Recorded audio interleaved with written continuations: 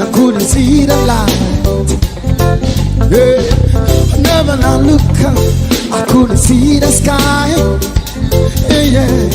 Sometimes when I'm standing, it seems like I gotta walk for miles. Yeah, my heart could be crying, but in the middle of the smile. But then I climbed the hills and saw the mountain. I heard it heavy because I was lost. I felt a strong winds and a small voice saying the storm is over. Over now. I can see the sunshine.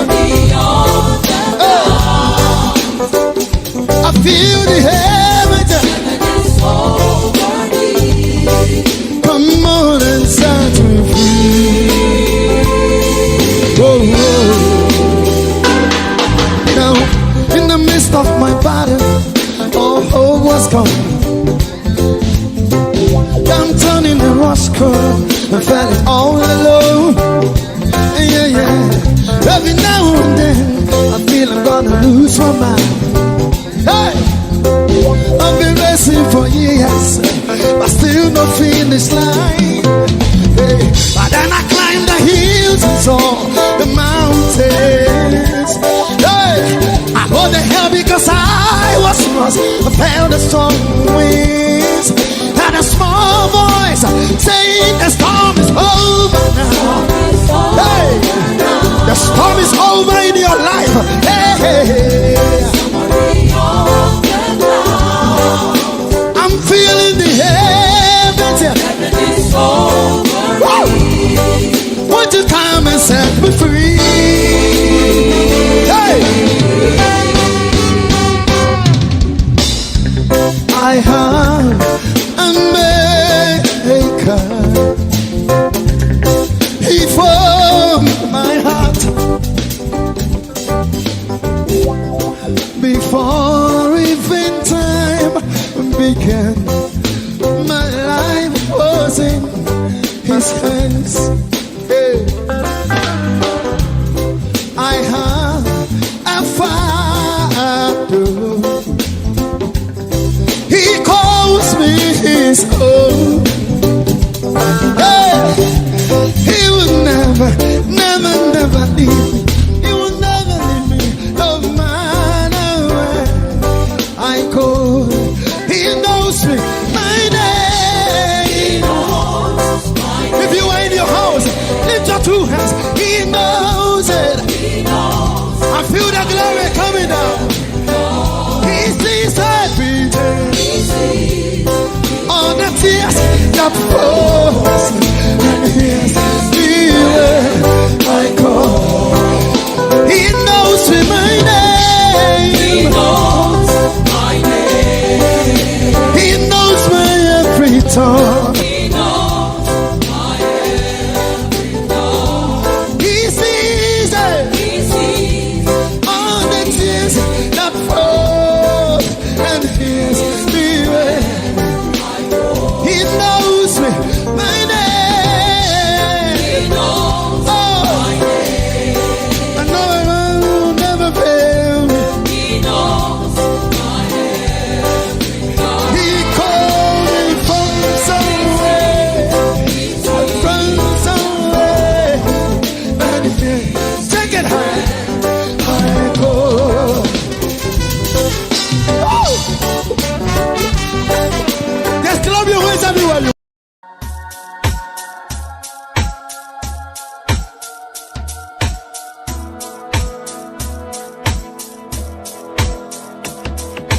When you have trouble, don't cry. Oh no, no. Just remember that God is standing by. Hold on, yeah. When you have heartaches, don't cry. Oh no, just remember that God is standing by.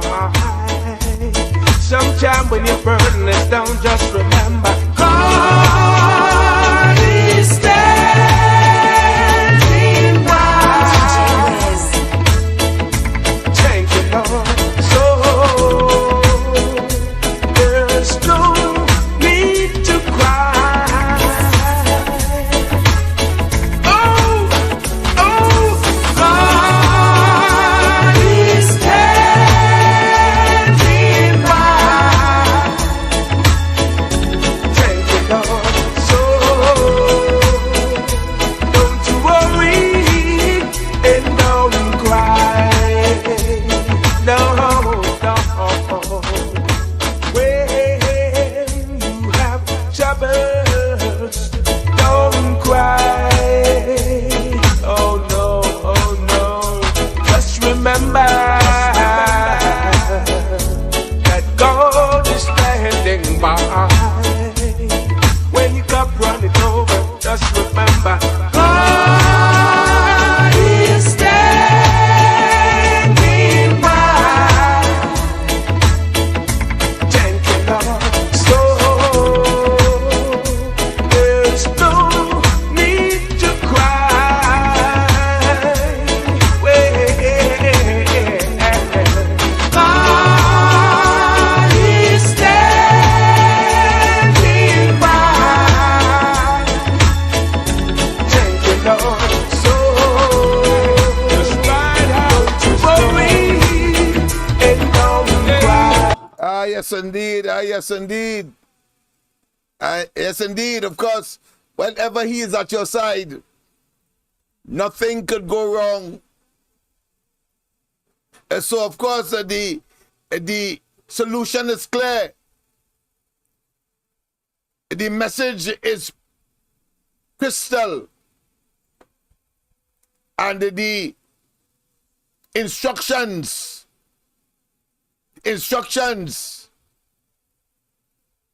are without doubt.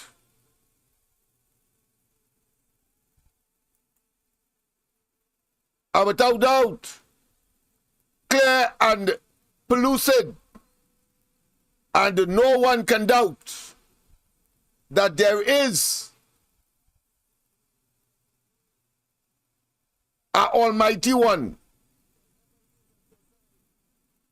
Almighty One, people, who God bless, no man curse. And therefore, when you think things are bad and you're looking to give up, you may well be at the finishing line, closer to the what we call the ribbon, but because of a because of a lapse in your tenacity and your effort to complete the race, you fall short. Well, I say tonight, falling short is not an option. Giving up is not an option. Seeing it through is the inevitable and the only way. We must insist 2025 will come. So let's not bother about that. But this morning, of course, I want to thank all of those who commended and who, of course, commented, as well as, of course, called me after the program to say what a beautiful program, because you weren't aware that all of that was taking place. Yes, all of that was taking place. As Church Young and they, the opportunists that they are, would have had that all over social media. But no, that the issue, the matter has been resurrected.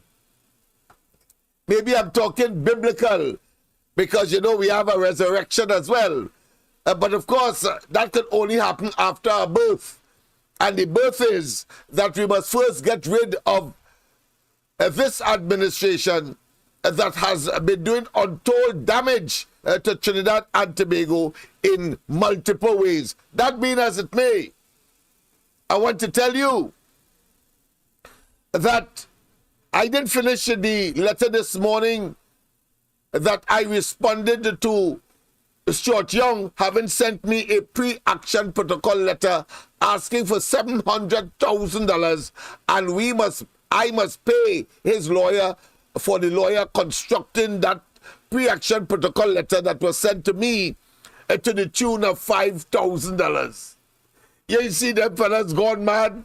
A fella like me, I ain't paying a cent, but I responded to the subject pages since 2020, since before the election of 2020, and he cannot, of course, take further action as yet. Of course, something like Rowley, when, of course, every day I have the cause to call him a rapist and a pedophile, and you sycophants, and you apologists, and you who I consider to be a PNM implantations and sympathizers. Eat your heart out. Eat your heart out. I notice that some of them are so discombobulated, are so uncomposed, are so upset that they're asking why it is that I am talking so about Rowley and others every night. Well, let me tell all you something. So long as Rowley is in charge of our affairs, so long as Rowley and his gang is in charge of our finances, so long as Rowley and his gang must decide for Trinidad and Tobago with respect to the upper echelons of the economy, and because I am a citizen of Trinidad and Tobago first and foremost, he too. But the difference is we have given him, and he has, of course, put himself up to serve us and to serve us in our best interest. And so long as that best interest is not being addressed, so long it is not being pursued, Lennox Smith will be on him until he gets out of our faces, until he gets out of the office, and then you will hear me not talking about it, because the reality is that politics controls and influences every aspect of human existence from time immemorial. From time immemorial, doesn't matter whether it was, of course, in medieval times, pre-medieval times, or post as it is now, medieval time. The fact of the matter is that in human society, because human beings are gregarious animals, they live in group, and therefore they have a social relationship. And one of that is to determine and to, by the processes that we have evolved, over the years, a leadership group in order, of course, to advance the welfare of the entire group or the society. And when that is betrayed, as history will show, replete with instances like that, whether you be Hitler or whether it be, of course, persons in less influential positions, they have to go. They must go, and the population must have a mechanism to effect that. And the effectiveness of it in the context of Trinidad and Tobago is that he must call elections. And only then would Lennox Smith relent. I know you want me to, of course, believe that I'm not effective. I know that. I know that that is what I consider to be puerile and a psychology of no effect. I am not going to fall for them kind of basket. I will talk about him every night. I will talk about him every morning. I will encourage people to talk about the despicable conduct and the misbehavior and the, of course, betrayal that has been the hallmark of this administration every minute of the day until 2025, when we would have jettisoned him and therefore annihilate and, of course, exclude them. I say them now from the political equation in Trinidad and Tobago. Until that time comes, you could talk until tomorrow. You could talk until the next century.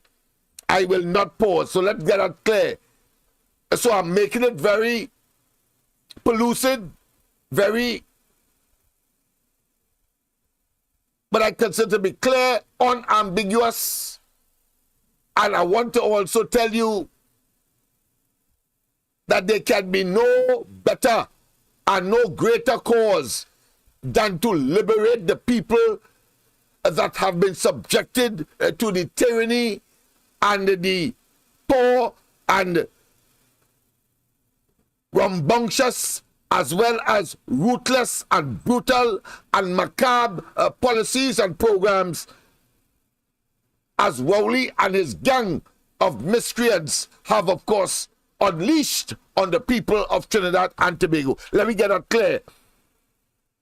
So every time you talk about it and say Lennox again, I am motivated, as you would have seen tonight as well. But I want to pause on the dragon gas matter in a particular way. I don't want, of course, Delcy Rodriguez. I want to pause on that. We will continue in terms of the letter that we were reading this morning and did not conclude. My response to, of course, Stuart Young having, of course, sent me a pre-action protocol letter saying that I call he.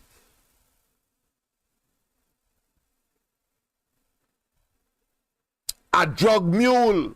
I call him a racketeer. I call him a liar. And all of those birds of feather flock together.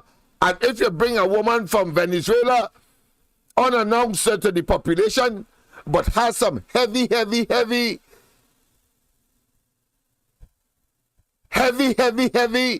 despicable reputation connected to them, we need to know. And since we did know, it requires an investigation as to what transpired, having regard to the fact that you could have caused World War III right at Piaco for that conduct. And whilst, of course, Rowley is up and down the United States, there is, of course, a rationale for that. The United States will act always in its best interests. So, as I said, I'm very dismissive of Stuart Young boasting that somehow Guaido has withered away into the twilight and Maduro is still there and Delcy Rodriguez is still there. There's a reason for that. He must answer the question whether or not he believes that the United States has lifted all of the sanctions. And having said that, it means, therefore, the United States is acting in its own best interest when it was selective, when it was eclectic, and, of course, provided a license to Trinidad and Tobago to explore the dragon field simply because they have the responsibility of assisting their NATO allies in Europe because of the cutting off of the Russian gas to their European counterparts. It's just that. But he was trying to make you believe that somehow they negotiated in such a brilliant way some kind of what is called some kind of eureka moment, a sudden burst of brilliance, when in fact the Americans are seeking their own interests. And if Trinidad could get the gas and export it, of course, to Europe, America would have gotten its obligation and its national interests satisfied. That's all.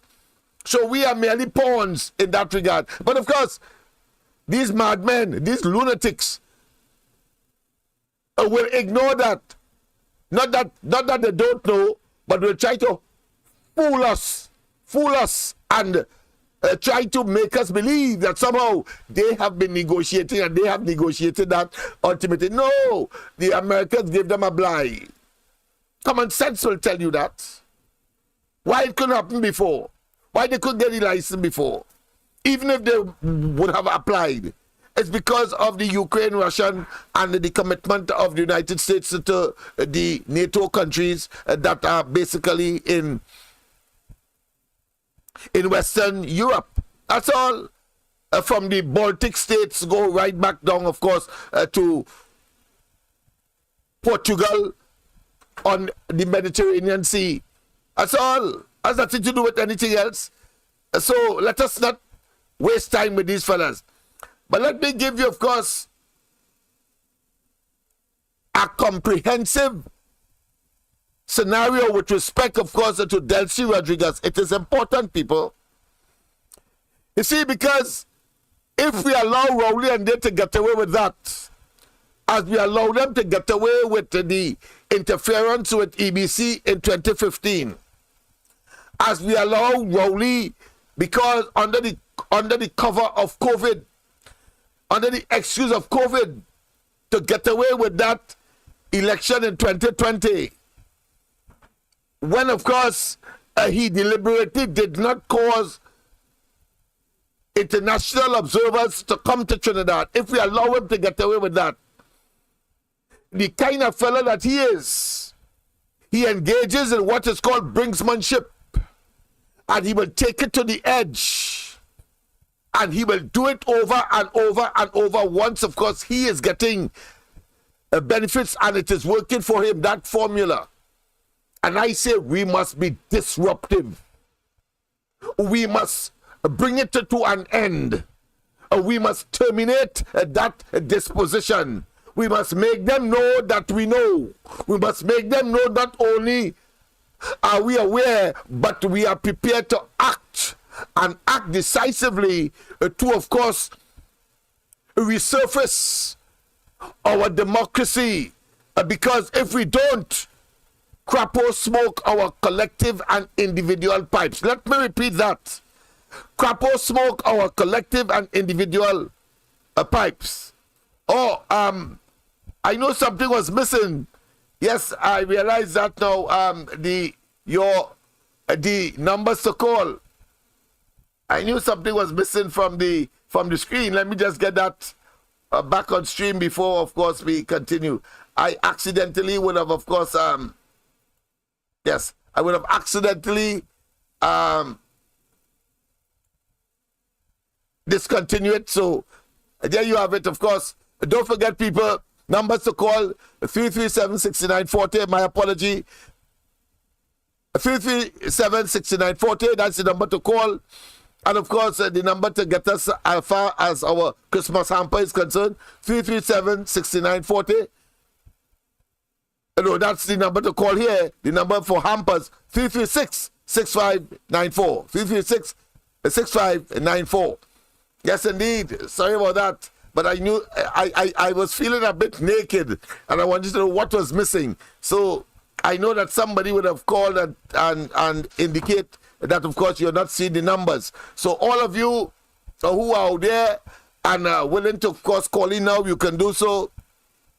Let me say as well that, of course, not only follow, but, of course, subscribe as well. Those of you on YouTube, press that bell, subscribe. Now we have to take off. We have to take off like a bird in flight because we have already taxied our way off the runway and now are in flight and gliding our way to, of course, 2025, and to make certain that the information that we provide on a nightly basis, on a daily basis, whether it's on the ground report, or whether, of course, it's Anil Roberts, or whether it be Victor Roberts, whether it be, of course, the Monday Night Forum, whether it be, of course, the mid and end of the week press conferences of the opposition, we need, of course, to edify and to, of course, familiarize and to make certain that we are so informed that when we go to the polls, it will be automatic that, of course, we vote in our best interest, and therefore to get rid of the albatross that has commandeered and have invaded our political, social, economic, and cultural spaces. I'm talking about the Rowley murderous, evil, wicked, diabolical, and clearly barbaric, stone-hearted, and stone-headed, and nincompoopish individuals parading as, of course, ministers and prime minister and playing that they are government. We must, of course, disabuse ourselves. We must generate the catharsis. We must, of course, do the cleansing. And we must engage in the metamorphosis that will make certain that we reach that level of understanding and conscientiousness so that we can make the decision in the best interest not only for this generation but for the generations to come, including, of course, those who will be coming out of school next year and those who have already come out of school this year, last year, the year before, and of course that procession of individuals, some 14 to 18,000 of them, and wreaking havoc in Trinidad and Tobago today by way of murders and the consequential mayhem that is a reality of Trinidad and Tobago today. And don't tell me that you don't understand that, because the reports are, the research is that Trinidad and Tobago is the sixth most dangerous, most violent country in the world.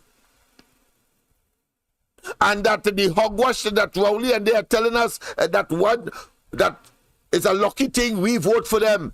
Well, if that is luck, I would not want to see bad luck. You know what I say? Rowley is saying that madman, that lunatic, that mentally deranged individual, and it appears to be endemic inside of the PNM, that somehow they make hundreds of millions so and hundreds of millions that way, and of course they negotiate gas and this and that. And the fact is that our treasury and the of course reserves has been depleting, and our debt is skyrocketing. How does that equate to you bringing in all that money that you talk about? I often tell people, when you hype something to reach the sky, the blue, the way Rowley and them talk, then what they're talking about can't reach earth, can't reach the ground, can't reach terra firma. It has to remain at the level of the clouds. So first, the expectation is high. But when you look at it, they went into the Heritage and Celebration Fund about 3 times. The reserve has now been depleted. They say from 10 billion to 6. I say 4. The excess liquidity in the system is such that people can't get $100 US. But he bringing all kind of business. He bringing all kind of money. He save us all kind of money. Let's go further. They met, of course, the debt to GDP at 44%. It is now nearly 100%. That is how they borrow. And our debt as a nation is vacillating around $190 billion. They got $22 billion for COVID.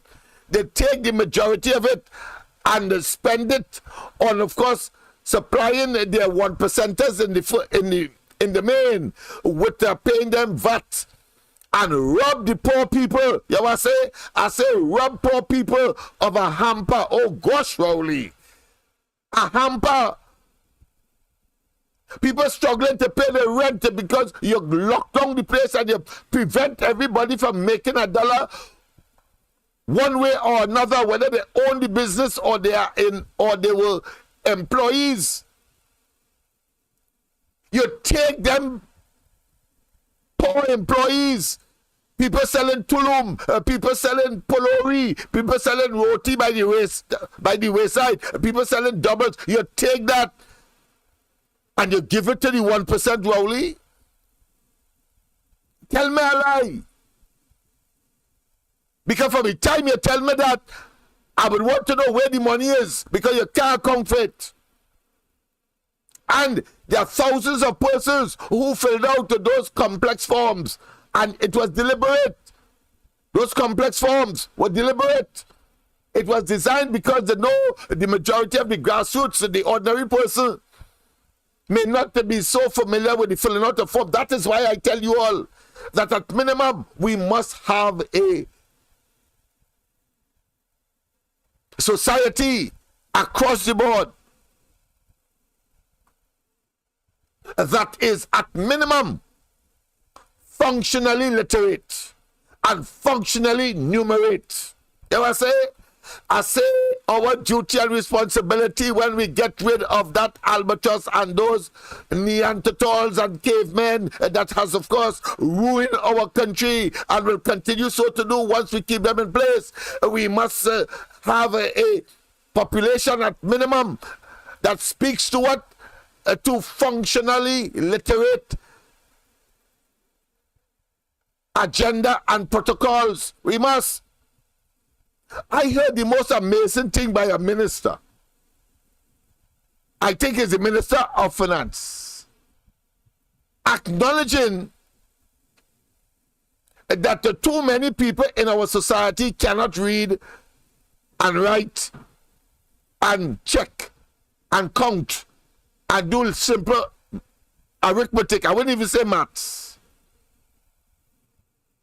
Acknowledging that. And it's the same thing in our school system. Too many of them are coming out from secondary school and cannot read and write, contributing to what is already there by persons who may be already adults, and they therefore cannot function to assist in the development of Trinidad and Tobago. It means, therefore, we have to go back into the kindergartens. We have to go back to the primary schools in order for our secondary students. Whilst, of course, there are pockets of excellence. I want to accept that. There are pockets of excellence because just recently in the Caribbean, Trinidad and Tobago students did well in the advanced level CXC subjects. So I accept that. But everybody in Laventille too, in dirt poor. We have people like around the Mova Savannah and parts of the Ladian Road before the flyover or the walkover. You see people living in middle class circumstance by virtue of their building, their house, their home. But these are few in between and in the vast minority.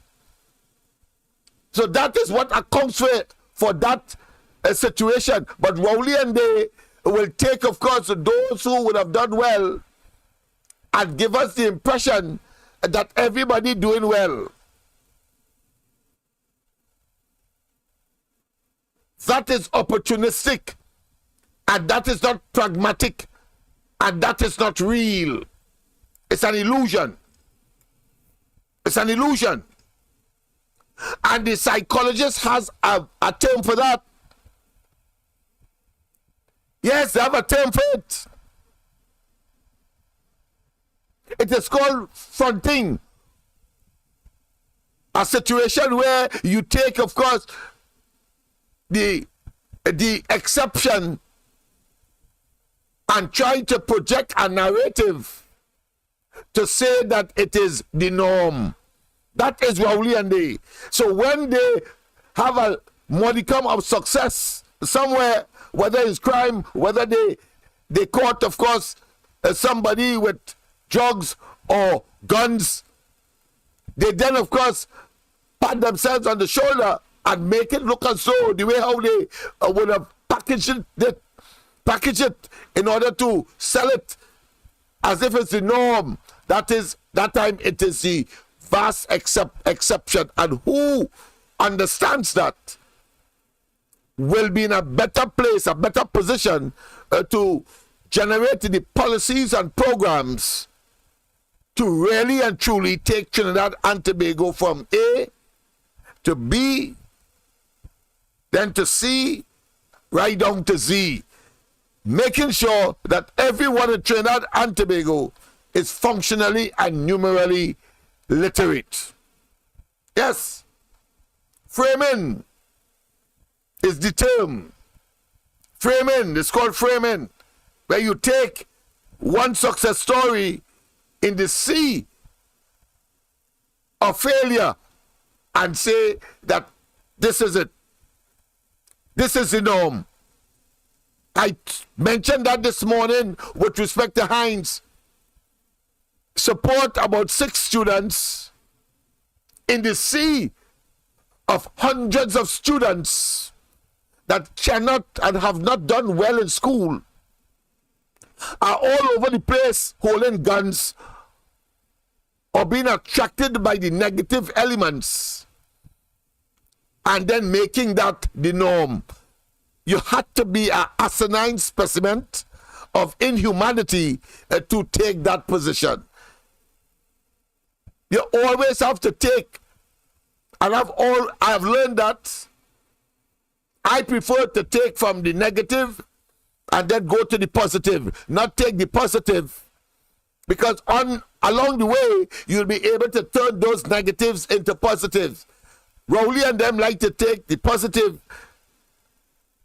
and in too many instances not to be concerned, or it's the reality that they have done nothing to make it happen, but because of people's commitment, dedication, and on their own volition and their skills and their God-given talent, they are able to make it, and then they want to capitalize on it. No, you have done nothing, and you have done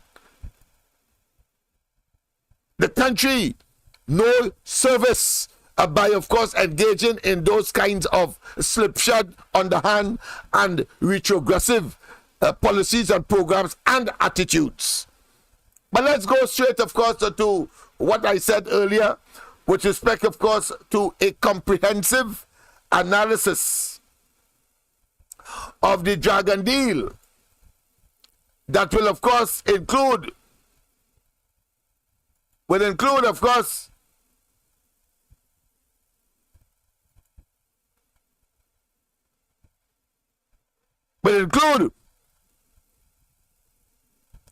all that we have been concerned about and have not gotten adequate answers. And there's more, because this is just part 1. We have part 2 and 3 to come as well. But let's start immediately. When the United States puts sanctions, only people who can give permission for you to operate without you attracting sanctions. And the truth is, there are 2 categories of sanctions. There's the first level and the second level, secondary.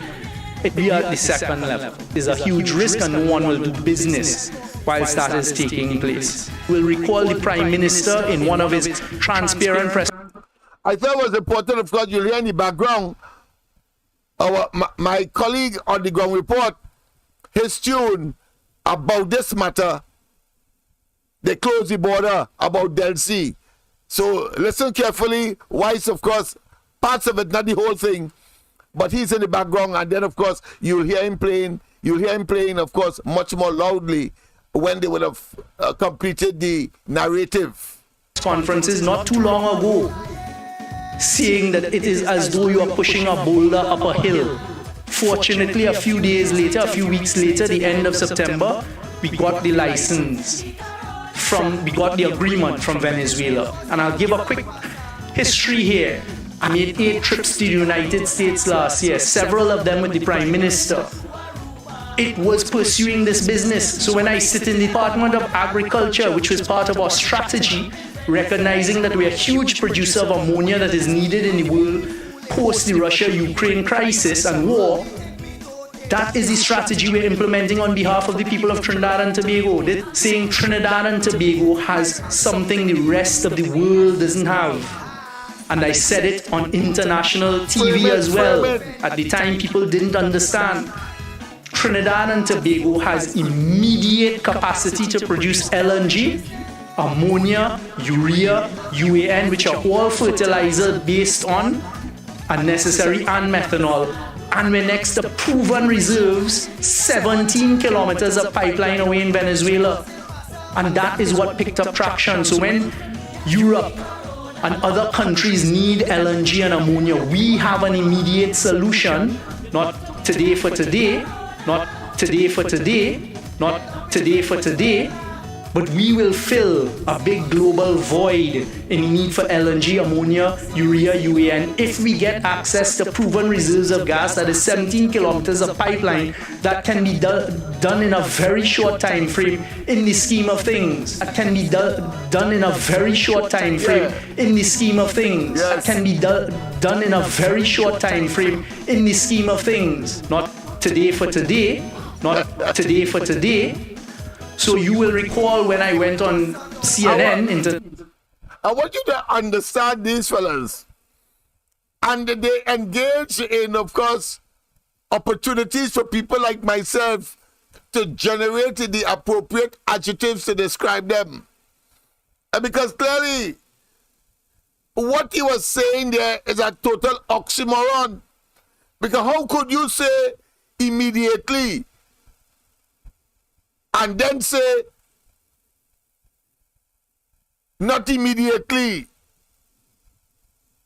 in the same sentence about a process that will take years to complete, but trying, of course, to gain unmeritorious and, of course, engage in an exercise in futility to try to hoodwink the ordinary person to make them believe that he is doing so much work and that he could get the job done. But when he's talking, he is so convoluted and so bent on deceiving that he tie up his own self like a market crab. Listen to this again.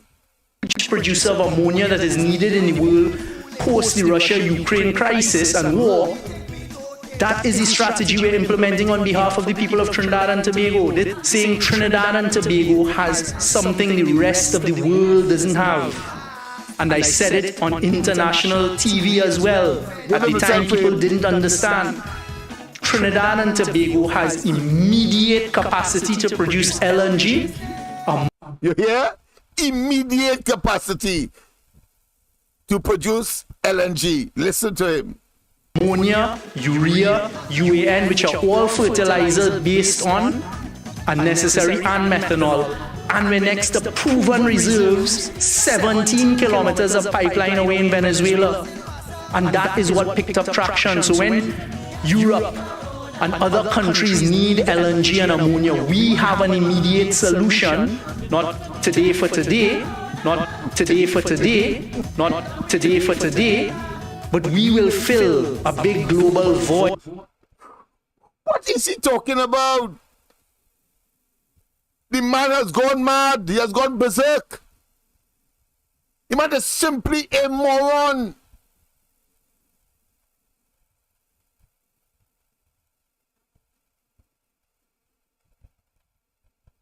Immediate does not come in. Immediate is to attempt to hoodwink the non-observing, the unesoteric, those who are not paying attention. You're coming across like a blasted fool. How could you talk about immediate and then say not for today for today? Immediate means today for today, my friend. And if it is not so, which you ought to know as Minister of Energy, then you should be using different words in order to convey the reality of the situation.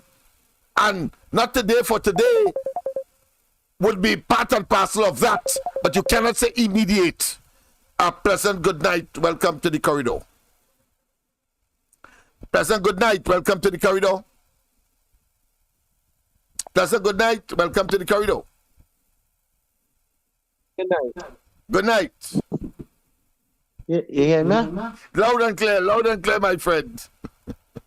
Right. You know, Yeah. them fellas they don't get tired, boy. I don't know, boy. They like the little toddler I tell you, they really want to pull down that cup of hot water on themselves. But it will happen. Go ahead. Yeah, at that time I was a boyfriend. You know when you're young now, Yes. boyfriend and girlfriend. But I kind of like the girl down the road now. Right. So every minute I get chance, I down the road trying to put in my 2 cents down the road. Right. So like my girl get a little, you know, when you can't fool woman so bad, they must realize after a while. Right. Every time she comes out, so where you doing? And I had to keep making excuse. I went to have my banana fix car. I went to pick coconut. And them fellas are playing basketball. Until, you know, I was watching for about 2 months straight. I telling the girl story after story. Until I make up my mind, I say, I can't go through this no more. You know. My tongue getting heavy in my mouth. You know. I tell you, Poggy, I say, yo, girl, I like the girl on the road. I just have to come out and say, That's all you I have like to the girl on the say. road. You don't have to be bright. You don't have to be good looking. You know, afterwards it's yes or no, and you're done with that. Yeah. But oh gosh, these fellas and them boy, they want to make you believe that they're so brilliant, and they But, you know, just making and fumbling over themselves over and over and over. I cannot understand these fellas. They are an enigma in motion. Go ahead, my friend. Sorry about that. no, but I say never. Them fellas do get tired, boy. And I get tired by now. 8 years, you know. It's 8 years ago. Yeah, and it's clear they run out. They win lie down, they win call election, but they keep talking that kind of puerile hogwash. You know, they lie this month.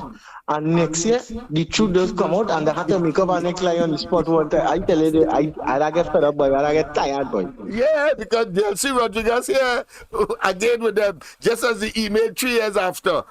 and when they're talking, they're silent. They get pipped.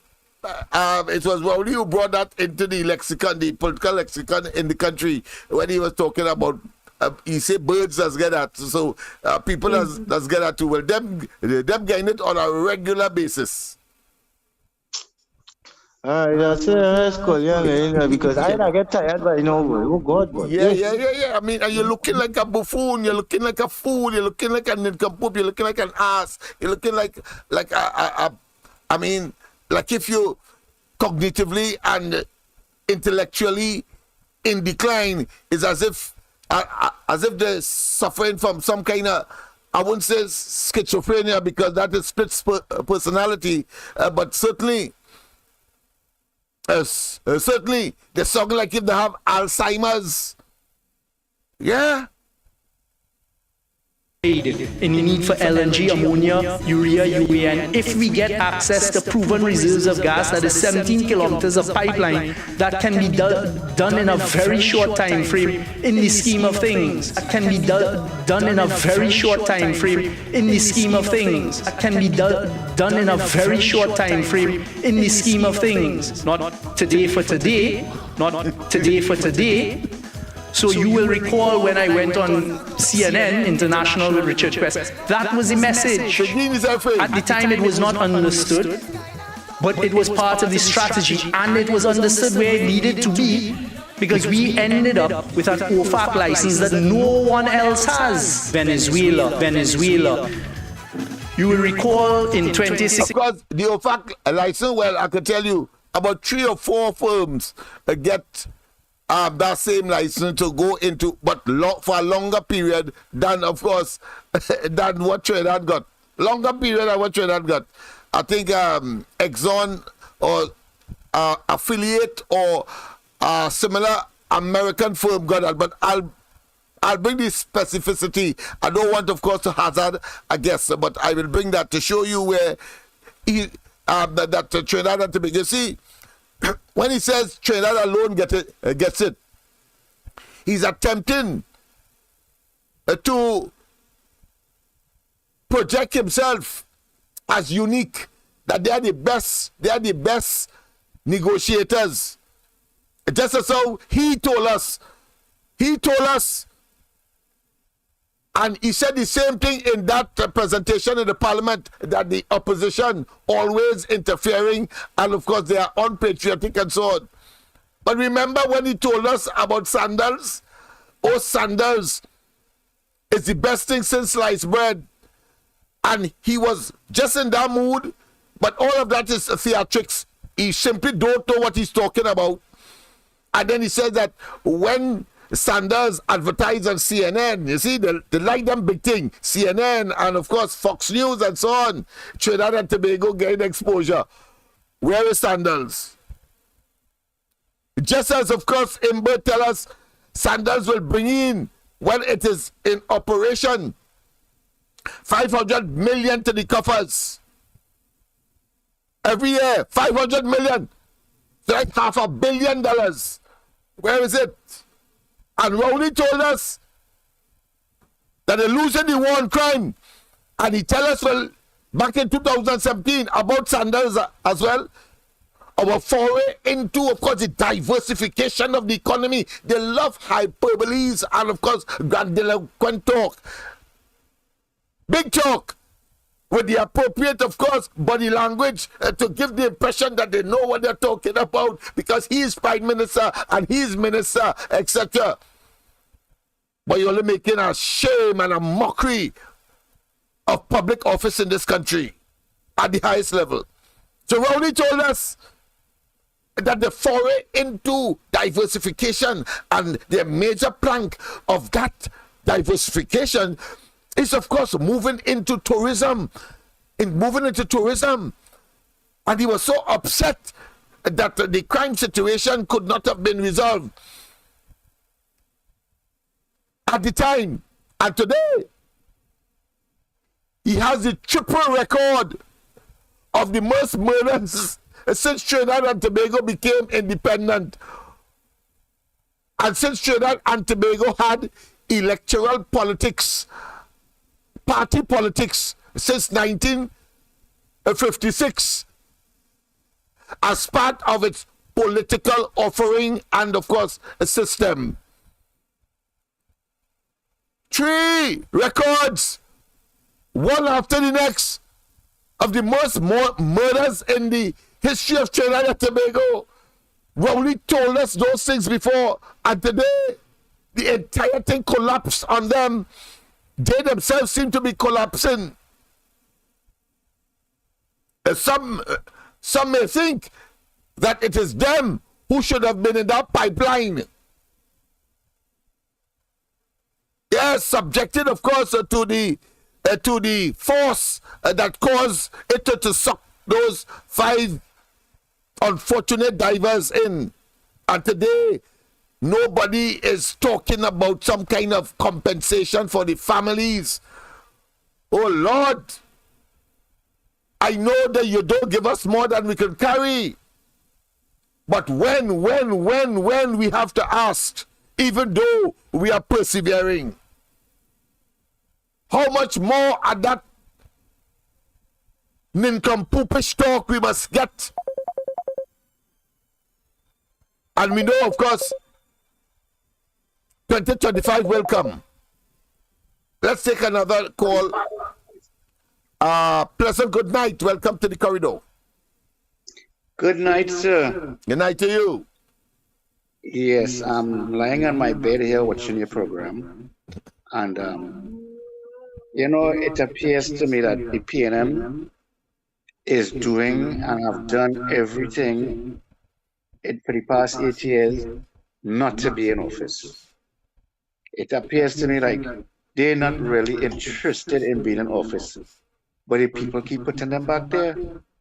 It's the people, Keith Rowley didn't force himself in office there. It's the people keep putting him back. So that it all comes down to the literacy rate of the country. Everything this government do is just putting hardship on the public more and more, and the people keep swallowing it and putting them back in office. You have a good night, sir. Thank you very much. Thank you very much. And I will want to, of course, add to what the caller said. And I want to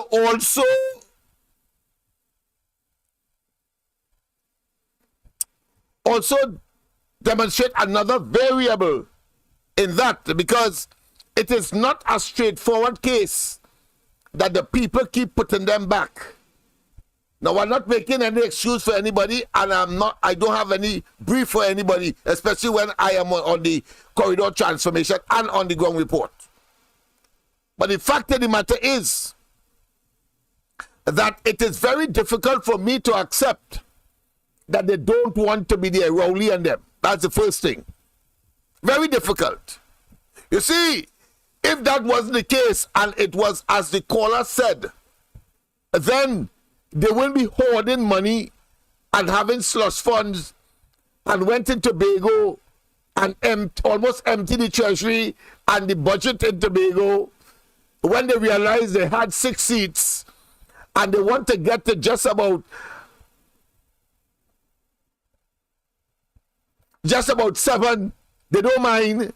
Just as how they ain't mind getting as much as 21 seats once they get the edge, so that they could stay in office.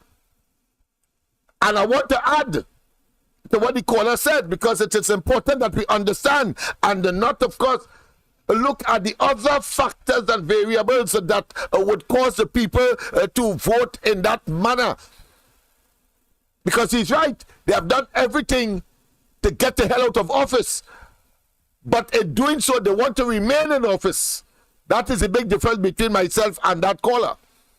Because they wouldn't be doing what they were doing during election time in order to stay there. They, in fact, have created a scenario called a coup, but it is called an auto coup. It's something like what did the former South African president did, Jacob Zuma, where he generated a new system called government captive government, where even private people, a group of businessmen and rich men like the 1% we have here, in his case it was called the Guptas, and they were determining who must become a particular minister, and so they were recommending people to be ministers. And we have that here. We have it here. And we had it here. And I want to show you. Because the owner of A.V. Gillen, for example, his daughter was a senator, you know. So it's the same pattern of behavior. But they infiltrate, in addition to all of that, they infiltrate the various institutions that are supposed to be objective, that are supposed to be independent, that are not supposed to compromise our system of democracy. So they do all of that, and they put their people there in order, of course, to undermine the system. But like Tobago, Trinidad must now ignore and come out and vote, because you cannot tell me that you don't know that they lost handsomely in 1986, 33-3. So there's nothing infallible about the PNM electorally. What they will do and what they have been doing, as Heinz would tell you, knowing that they're doing badly and that they have chalked up a track record of the most murders over consecutive years, they will try to generate a psychological situation, use reverse psychology, like what Heinz said recently. Oh, in spite of that, the people will continue to vote for them. You understand? So it is not that they are not trying. They are taking the same resources and the people who the resources are supposed to pay for a particular job, but of course they have another pernicious agenda to keep the PNM in office because they are rank and unadulterated mediocres who could not have gotten the jobs that they hold if they were not attached to the PNM, and vice versa. The PNM did not provide them with the opportunity, and therefore in a system of symbiosis, meaning that they exist for their mutual benefit. We just have to look at the present Commissioner of Police to understand that. So it's not that they don't want to be in office.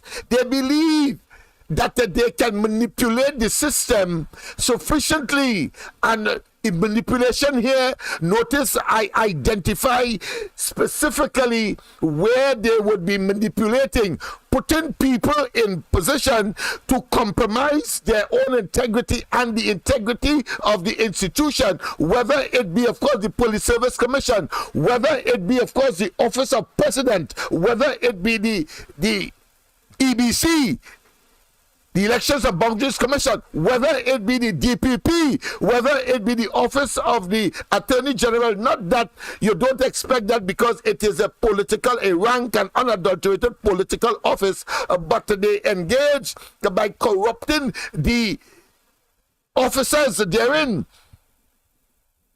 in order to do things. Look at the present situation with respect to going behind Alan Ramlogan and Ramdeen. I mean, it is bizarre. It is unhealthy. It is unholy. It is wicked. It is nasty, because when the AV drilling arbitration was complete, and the people say, based on the evidence, of course, because Rowley put his own lawyer to be the man to provide the information to the arbitration. And if you get evidence that is sufficiently cogent and potent, then the person, of course, will win the case. So Michael Cominer, Rowley's lawyer, is the head of the Petroleum Company of Trinidad and Tobago, coming out of the mashing up of Petrotrin for the reasons we have already identified, and know that Rowley involvement in the fake oil matter caused that to happen, and the entire cabinet was controlled and conspired to, of course, mash up Petrotrin at the expense of the tremendous largesse that the oil refinery would have been given to us now that the Ukraine-Russian war has caused, and as a consequence. And I'm saying so because Rowley was able to say that the Heritage, the company that searches and, of course, exports our crude oil, was a big beneficiary of a windfall because of the same Ukraine. So one has to apply that same analogy, that same example, that same rationale to the refinery. But notice, Rowley say clear of the oil refinery because it does not advance the argument with respect, of course, to Heritage, because he wants to tell us that it was a good thing to do to, of course, mash up Petrotrin, and that Heritage is making money, and it is attempt, of course, wearing blinders, not looking back, burying his head in the sand like an ostrich and his whole backside outside in terms of that argument. And that is how it is. So it is not correct to say that they are not doing things to stay in office. It's because they are so overconfident. But we have seen that in 1986, 33-3. We saw, of course, in 1995, they lost that election as well to Pandey. And, of course, in 2000 and in 2001, we had, of course, a 1818 situation. And, of course, the then president who Pandey thought would have been objective and didn't have any vendetta and would work on principle. He used his species, of course, principle of what?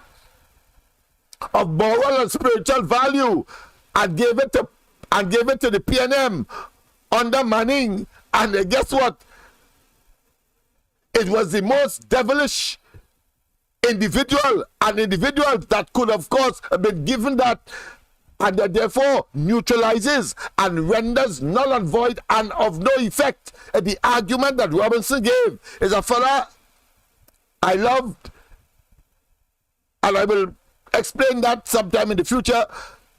But when coming to that decision, I think it was one that was saturated, was pregnant with revenge and avenge, and wanted to humiliate Pandey and unleash, and up to today, the successor dragon blowing and steaming fire in the person of Rowley, having, of course, taken over from Manning. Don't say that. The PNM believe that they have a built-in advantage in order to stay in office. That's all. They have been beaten up and down the place. And that is why this morning I talked to the people along the East-West corridor that you must, of course, look at the Tobago strategy. What happened there is that the people were so damn fed up, as the caller rightly said, and therefore all must come out, and you must not be complacent. You must not leave it to chance. You must not say that the way how they're talking, it looking as though they will win, and they would, of course, say that, but it's filibustering. It is about braggadocio. It is about camouflage. It is about saying things that they believe that they could intimidate you, and utilizing, of course, the resources of the country and the various institutions in order, of course, to execute their malicious and evil acts to the disadvantage of the wider community, but of course believing that somehow that will get them where they are because they believe in Machiavellian politics. I want to tell you, before we get back, of course, to Short Young and his nonsense talk, that the most bizarre reason to deflect attention, because they have not been controlling the narrative these days. So they go back behind Anand Ramlogan and Ramdeen and taking civil action now. The point I was making with respect, of course, to the outcome of the AV drilling matter is that the lawyer for Heritage, but the lawyer for their Heritage, or the lawyer for that company, say to appeal that decision of the arbitrator, and the government waited until the time expired for appeal, and then left it as a strategy. So when time comes and the question is asked, they say, well, it was too late, our lawyers took long, etc., etc. That is the kind of people we're dealing with. Understand that. So therefore, anything we are doing to get rid of them, because under normal circumstances, they're gone already, but they engage and interfere and infiltrate in these institutions. And we saw recently the most, what I consider to be blatant exemplification of government capture when they put a confessed activist, a PNM confessed activist, in the office of president. We will look at that as well to see the impact it will have with respect, of course, to keeping them in office or to keeping them out of jail. Keeping Rowley and them out of jail. Yeah, that is what that is there for. But we will deal with that because we have to look at the Constitution and of course, back up and support and give the evidence that will certify, verify so that the veracity of what we are saying cannot be questioned. But that is the reality. So I want to just simply say that it is not just that the people, they would have generated the narrative and provide our money largest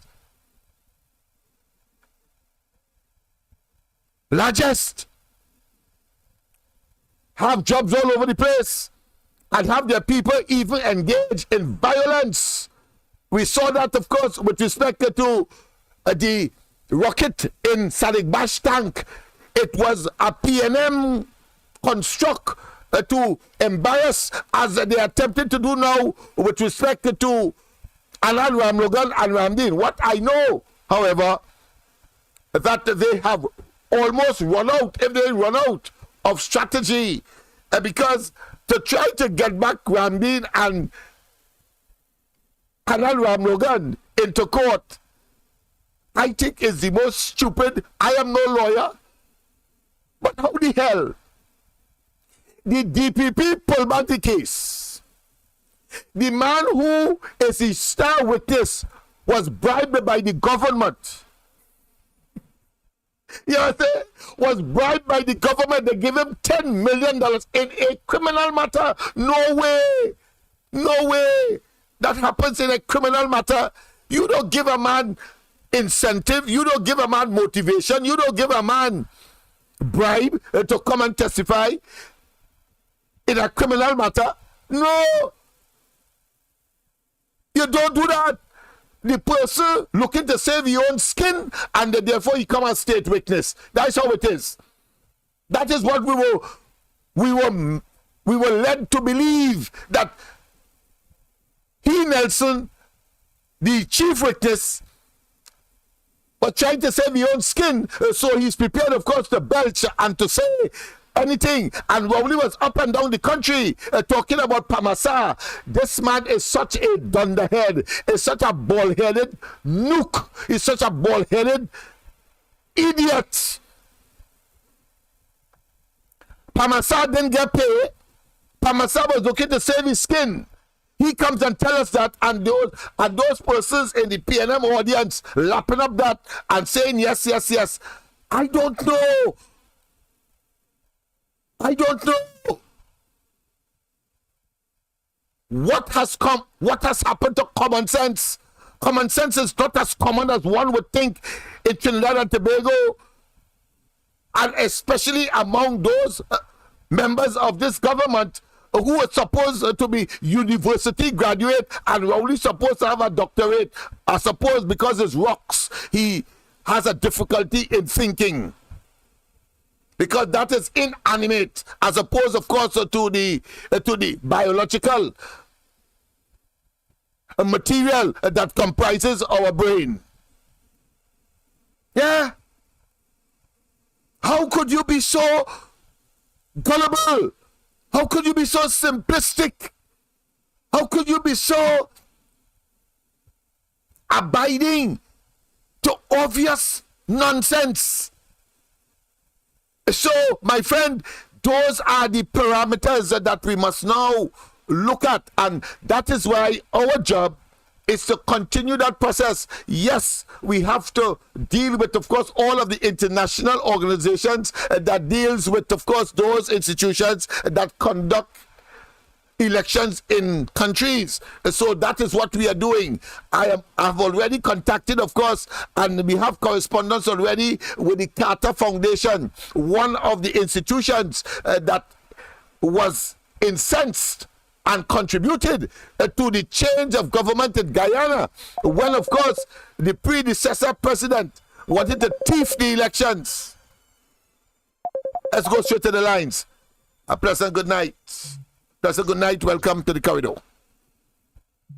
Welcome to the corridor. Pleasant good night. Good night. Well, Lennox, pleasant good night to you and everybody on the line. Yes. Right, so I just want to make it short and hopefully it might be a little sweet or a little sour, anyhow people will take it. All right. So I come across something on Facebook today, and this thing had me laughing whole day.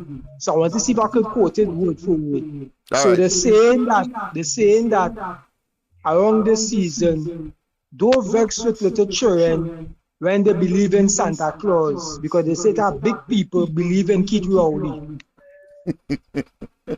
Well, I started to laugh already.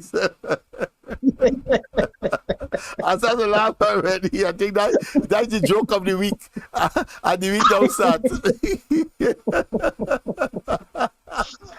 I just let me call and share it with everybody on the live. Locked on and listening. Yes, my friend. Yes, my friend. That was a good. I consider to be comic interlude. Thanks very much, because it's serious business going down here. Serious business. Yeah.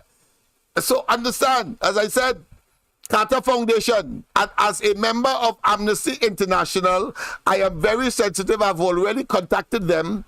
But there are several international organizations that the EBC is affiliated with. Yes, we would be getting there. Notice, we have to be fearless. We have not to exhibit any kind of trepidation. We have to be intrepid. We have to be forceful. We have to find where the information is to get rid of this albatross that is Rowley and his bunch of opportunistic political parasites. And 2025 must come, and we must work assiduously. We must work diligently. We must work recognizing that we have a democracy to defend, because as Ronald Reagan said, the function of every single generation in the promotion and protection and sustenance of a democracy is that we must make sure we do what is correct as the current generation, so that the succeeding generation can, of course, benefit from still existing a democracy. If we do not take responsibility and allow Rowley, and mind you, let me tell you this, as my mother would have said, well, a dog sucking egg is difficult, of course, to dissuade them from so doing. So here what? There is also a saying, if you want to get rid of the pigeon, you have to mash up the coop. Well, Rowley and the sucking egg, and of course, there are pigeons that are unwanted. They are messing up everything. And therefore, they must be relegated to the dustbin of political history in this country. Are talking about the PNM as a criminal enterprise, having regard to what is happening at Balize House, where they cannot account for this 100 million monstrosity, a gangster headquarters that they are constructing now and in our faces, and will not want to account, far less to account for the COVID money and all the other monies, including, of course, what they would have gotten from, I am certain now, from Delcy Rodriguez. I could say so without fear of contradiction. The only reason Delcy Rodriguez would have come here is because she had cash. I'm talking about US dollars in order to pay for that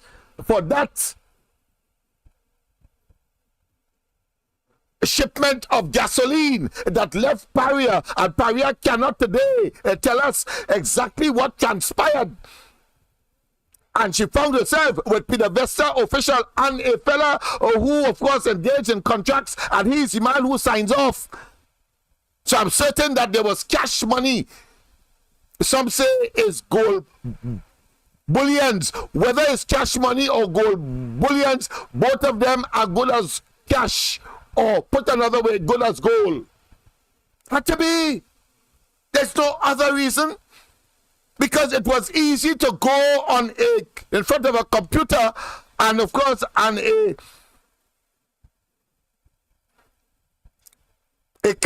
computer camera cam, and talk to Delcy Rodriguez. But no, she had to come here. It's obvious. Like a fella who only like cash. I don't like bank. A pleasant good night. Welcome to the corridor. Good night, Mr. Lennox, and all the listeners. Mr. Lennox, Yes. I like the story you are going on with. And to just briefly remind the listeners, the Integrity Commission just the other day, blatant, they discarded. Then the police service, we have a police commissioner, no, extended over time, nothing doing. And then you see the NGC deal where they try to mudball, the owners mudball trade one, but they put money, $200 and change $1 million into it. And they take the chairman because he talked about it, they send him to Suriname. No, Jamaica, find crude oil. And they are talking about how to develop the country and bring people out of poverty. We already existed 100 years in this business. But he gone right now in England to put a signature to a deal in the deep water, which is our gas, right? And what is the spin-off? And where to justify what you are saying? Where is the spin-off to the people?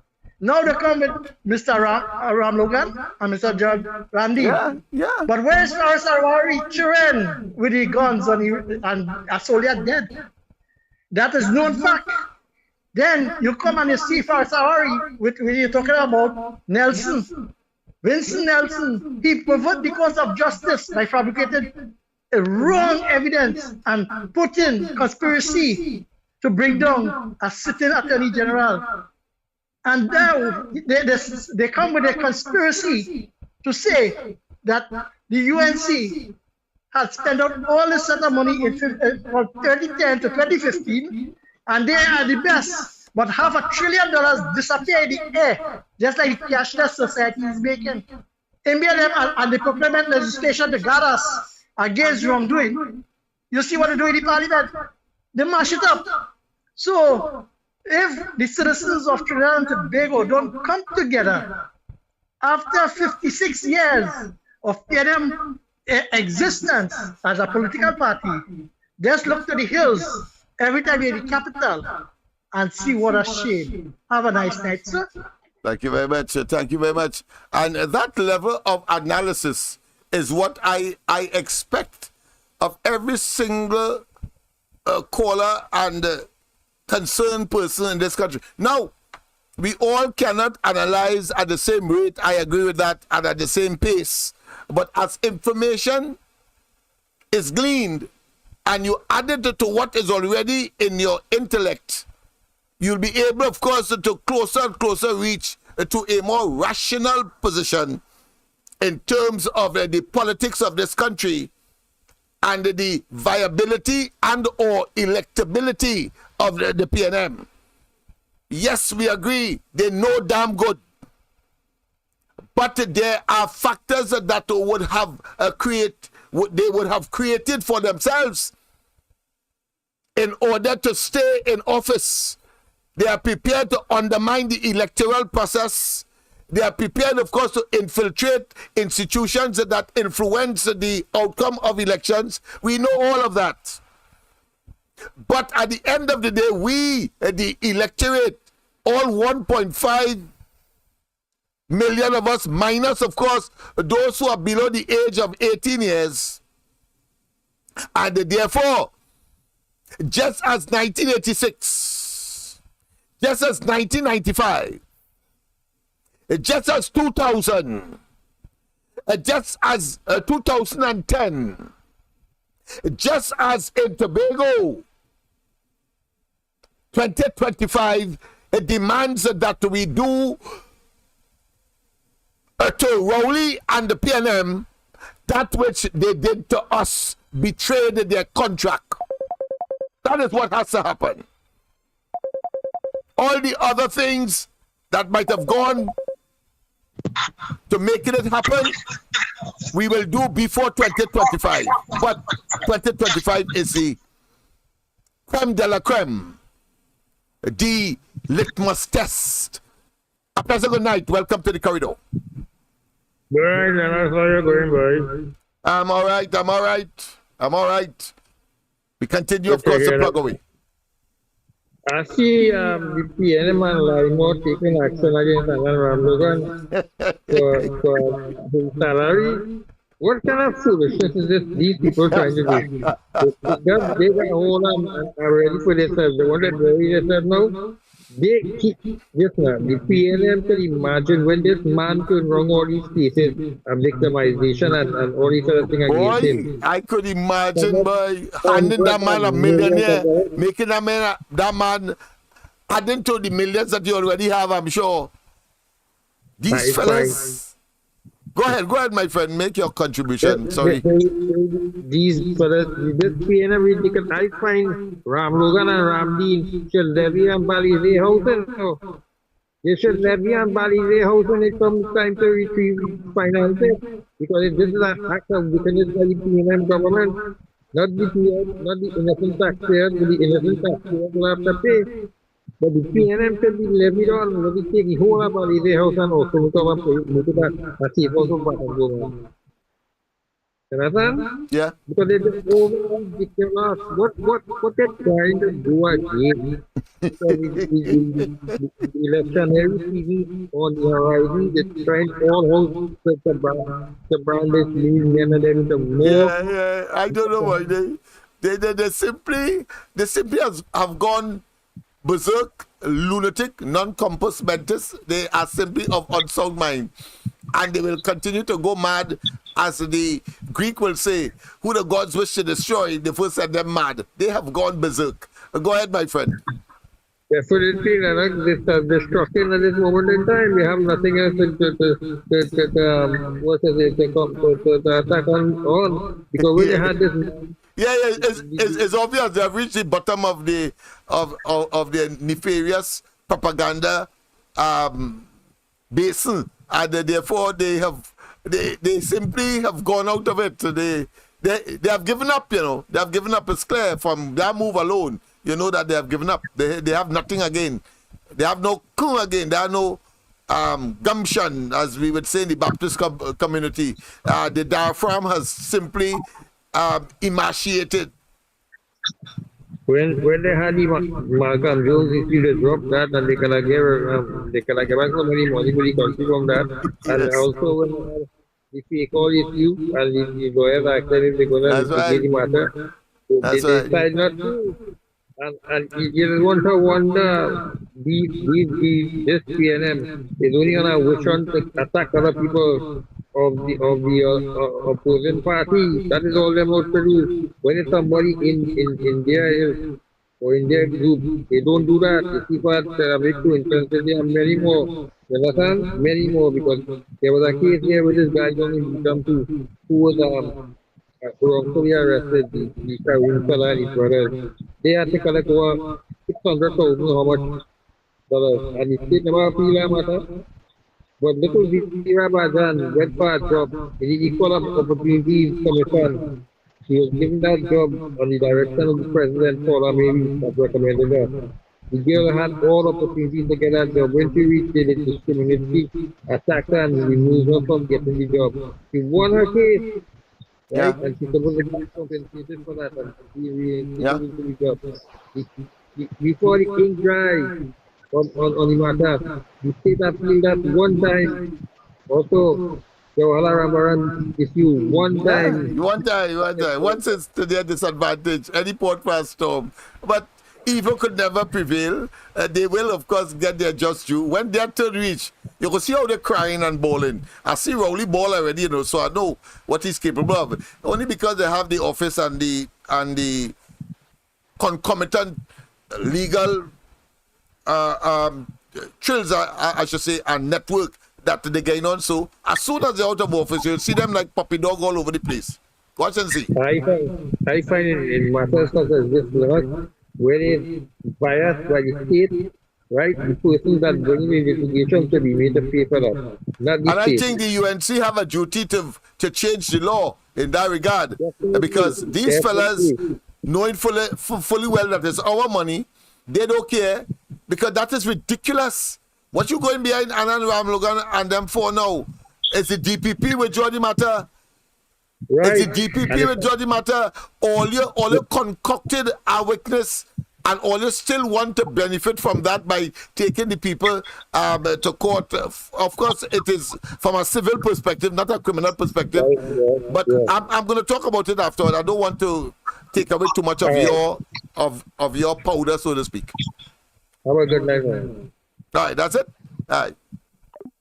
Thank you. I want to conclude this by simply saying, it is ridiculous what these fellas have done. And it shows that, as I agree with the guy, that they have lost all sense of morality, all sense of decency, and they therefore willy-nilly, helter-skelter, higgledy-piggledy, they are utilizing the remaining parts of our resources in the banks, the public bank, when I say public bank, I mean the treasury, the central bank, the government bank, the monies that are there in the consolidated fund, to get on, to generate mischief, and to engage in vendetta, because you ain't get your way. You want to spend our money to lose again. But let them go ahead. As I said, the ass is grass when the time comes. I'm all playing stupid, powerful stupid. Let them go ahead. Because you see, why I'm angry, and I ought to, and you too. You see, 6 police officers just got away. You know what I say? 6 police officers just got away. You know why? The state witness, the person who turned state witness, a woman constable, she turned hostile witness and said, no, I'm not testifying against them. And what I said before is a lie, etc., etc. That was she said, and I saw them get away. The judge had no choice to instruct the jury that there is no evidence to support the charge of murder, so they had to go. The state witness did that. Here it is. You have a situation where the state witness is now taking the government to court because he said the government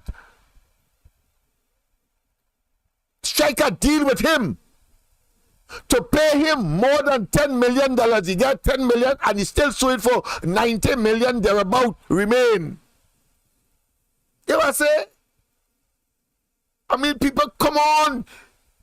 I'm sure hearing that alone, if them fellows was close to you want to hit them one clout for the stupidity and the profligacy, and because they have the responsibility now, they will abuse even responsibility. The state witness in those 6 police matter said that she lied and somebody for she, etc., all of that, and they got away. Here it is, a witness that says that the Attorney General, the government, Rowley claiming he know, but we prove that he knows, he and the entire cabinet that's supposed to be charged for conspiracy towards the perversion of the course of criminal justice, just as the fake oil matter. It's just a matter of time. It's only because they're in office why that could happen. No doubt. So what they going to do to her? So the DPP said, in those circumstances, naturally, I will no longer pursue them go on and bring civil action. But guess what? It becomes even more ridiculous. Not bizarre, ridiculous. Anybody with a modicum of common sense would realize that that is a waste of money, waste of time, and they will get no political traction because people like me will expose them. So they will get no political traction. They're trying hard. But the state withdraw the matter, the PP, The man sue only for additional money, and because he said that he not testifying because only give him the money that he wanted, you believe that you have enough evidence to, of course, take civil action against these men? You had to be a backside. You had to be a legal dunderhead. You had to be like Rowley, only eating too much rocks, only living in a bubble and a delusion. The same evidence they will take to court in their defense. So you can go through the process, but what I know, Anand Ramlogan and Ramdeen are not foolish. They're buying the time. They're glad that happened. And you're going to make them triple millionaires when they're done with all you. And when they get out of office, the people going to take sufficient revenge and disregard and disrespect only on the road. I wish to see them when they're on the road after they come out of office. There was one time I was tempted to go and spit in front of Rowley, of course. But once they're out of office, I feel I might just spit on them. Spit on them. Total nonsense. Nobody in their right mind. Nobody who have a modicum of common sense and understand what they are about will countenance that. That is a piece of madness. How you getting away with that? Don't matter how sympathetic a judge may be to them. We know we have the Privy Council who force them, of course, to call an election. They vex about that. So they want to save face by taking action and telling. And I can't believe this. I can't believe it. You know, part of the action is for Alan Ramlogan to give back all the money that he got as Attorney General. When this lying fella in another jurisdiction are talking about Limo, and this dunderhead called a charlatan for Attorney General Al-Wari or Al-Lairi.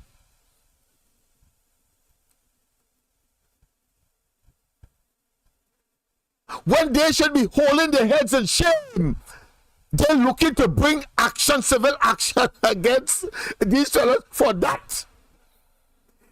Boy, I wish I was on Prince Street or somewhere and them fellows come around. The amount of murder this and murder that I will tell them for the stupidity. They might even get a clout as well. It is simply bizarre. It is simply dotish. It is simply actions of simpletons. You so vengeful. You so want to look important. You so want to look intelligent. You so want to look that you will abuse your office in that way and the state resources in that way in order to get revenge. Personal revenge, because they're brighter than you, they're smarter than you, and they outwit all you together. Oh my goodness. That is one for what I consider to be not just for the storybooks, you know, but for the Guinness Books of Record. That, apart from, of course, the amount of recusal that this government, they have plenty jail to make. That's all I could say. Because, and then Ramlogan and them will be part of the next administration, and they're smarter than them by far. They demonstrate that whether them in government, out of government, they're smarter than them. Let's go and hear this moron. Let's hear this moron finish, because just now will be 10 o'clock and I want to make sure I finish on time. Quickly agreed with Subgas, the allocation of gas, and that gas was set to come to Trinidad and Tobago by 2020. That gas was set to come to Trinidad and Tobago by 2020. That gas was set to come to Trinidad and Tobago by 2020. The next thing that happened, sanctions came under a certain US administration that shut that down, could not pursue the deal because the operators, Shell, would go nowhere near it because of fear of sanctions. We did not give up.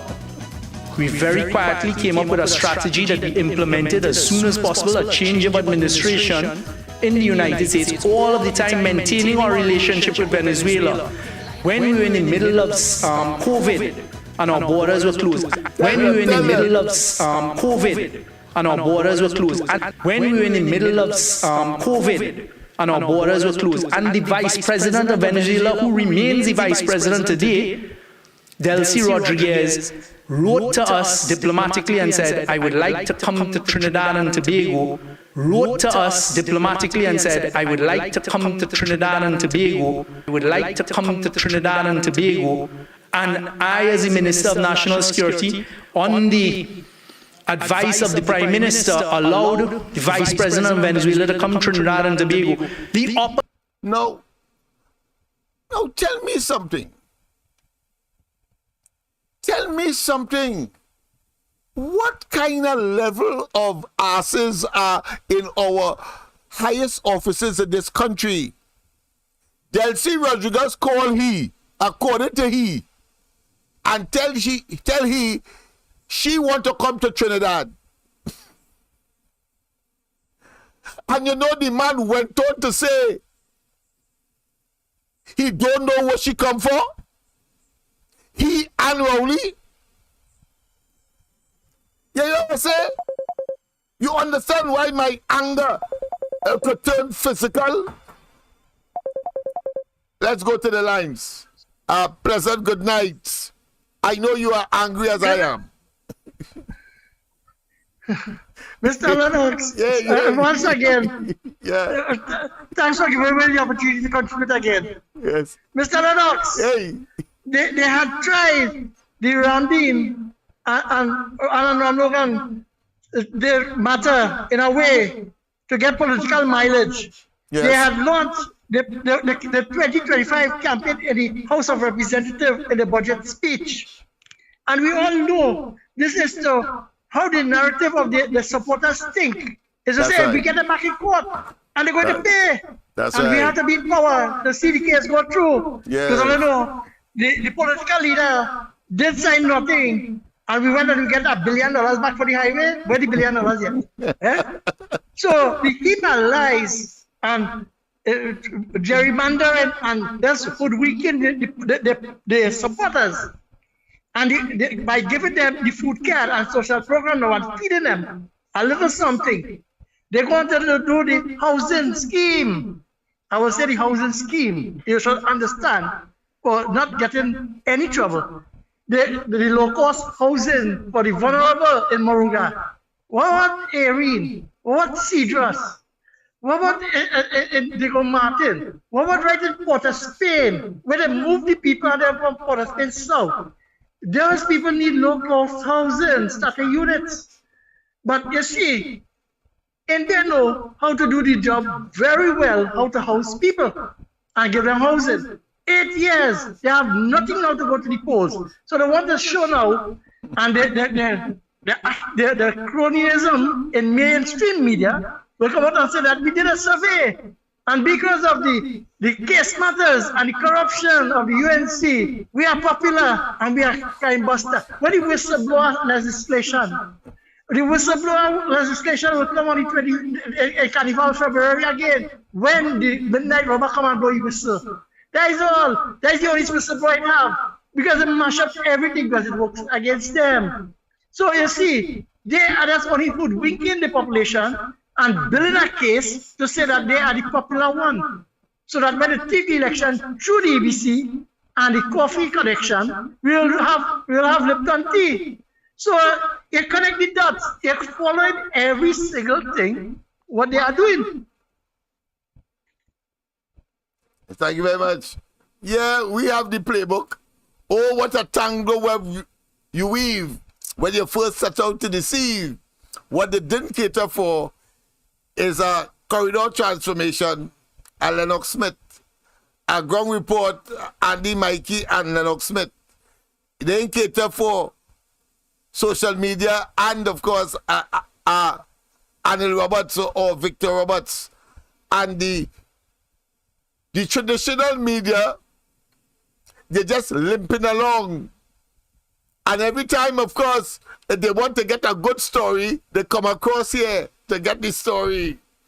But they're getting the millions. And you see, it is said that a fool and his money soon parts. But in this case, a fool and the people's money will certainly be exhausted quickly.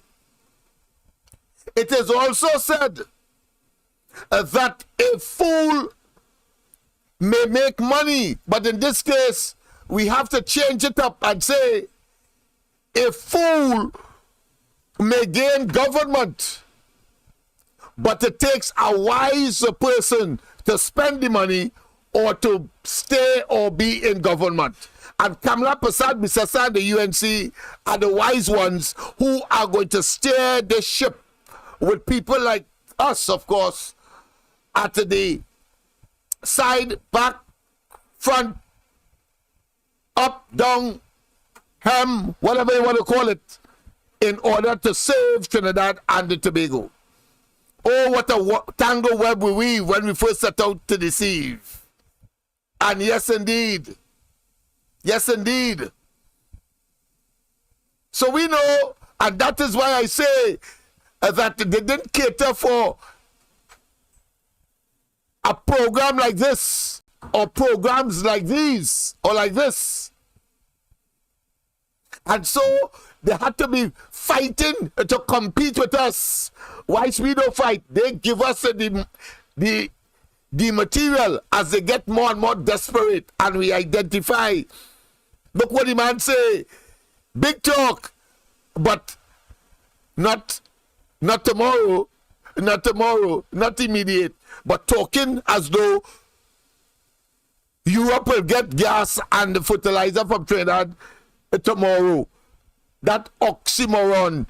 And you have to, of course, disassemble that word and take out the moron part and ascribe moron to that nincompoop called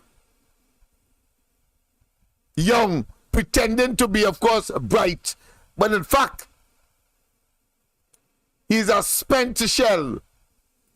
Opposition led the charge on behalf of President Guaido, who they don't know where he is today, to say that the Prime Minister, they wrote to the United States government that Prime Minister Keith Rowley and Stuart Young should be sanctioned when we were in the middle of COVID and our borders were closed. And the Vice President of Venezuela, who remains the Vice President today, Delcy Rodriguez, wrote to us diplomatically and said, I would like to come to Trinidad and Tobago, and I, as the Minister of National Security, on the advice of the Prime Minister, allowed the Vice President of Venezuela to come to Trinidad and Tobago when we were in the middle of COVID and our borders were closed. And the Vice President of Venezuela, who remains the Vice President today, Delcy Rodriguez, wrote to us diplomatically and said, I would like to come to Trinidad and Tobago, and I, as the Minister of National Security, on the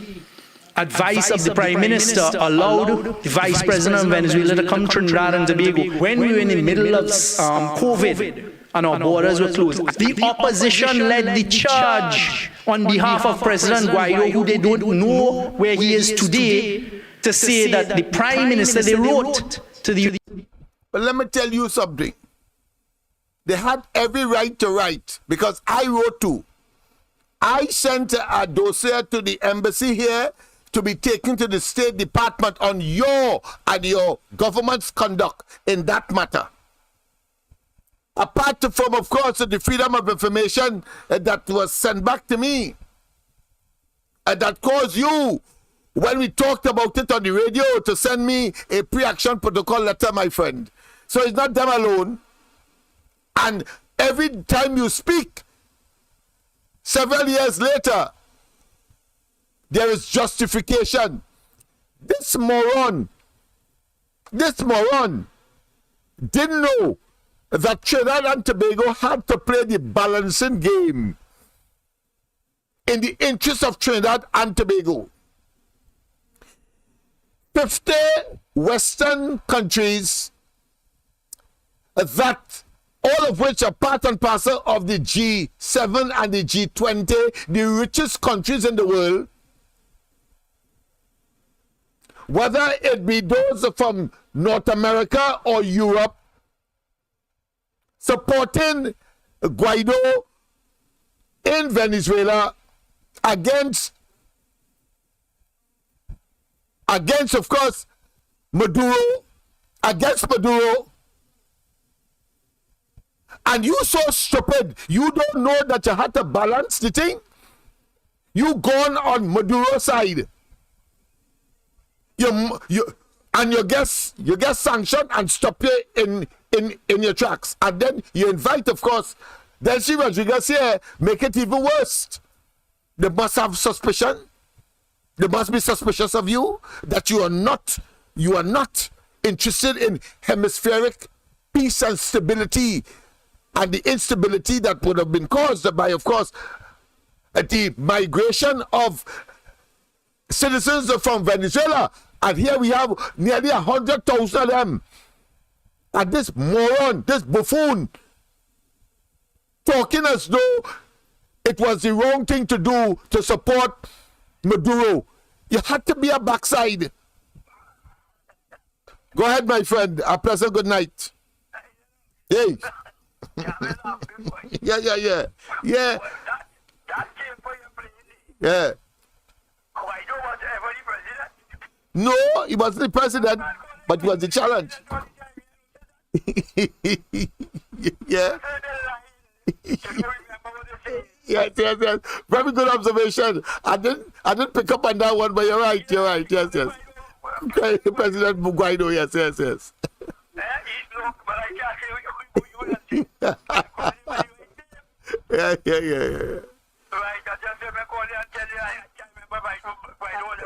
President, yeah. Thanks very much for that observation. That is what I like about, of course, this program. People are very observant and sensitive. He called us because apart from the moron, the moron is well placed. He's an ass. He is an ass. This fella called Churchill, trying to pretend to play bright. And here it is. He calling Maduro, well, he called Maduro name, but he talking President Guaido and saying that you don't know where he is. But the Western world supported that. So Trinidad and Tobago had to play the middle game. Rowley never condemned Maduro for human rights violation and have his people eating out a bin and, of course, presenting socio-economic and psycho-cultural problems in Trinidad and Tobago today. In fact, of course, the increase in the heinous nature of crime in Trinidad, people head cut off, and they're finding people body parts in different places, and they say that is typical of how the Latinos execute crime. And they are here in Trinidad, and this man, totally oblivious and trying to give himself credit for supporting evil. Just as how them want us to vote for them to continue the evil on us. That is why Tobago did what they did, and that is why we will start with, of course, the Martin West. Rowley must understand he's a Tobagonian. He has no place here, and go back to Tobago. Let them cut his tail for all the evil he did to them.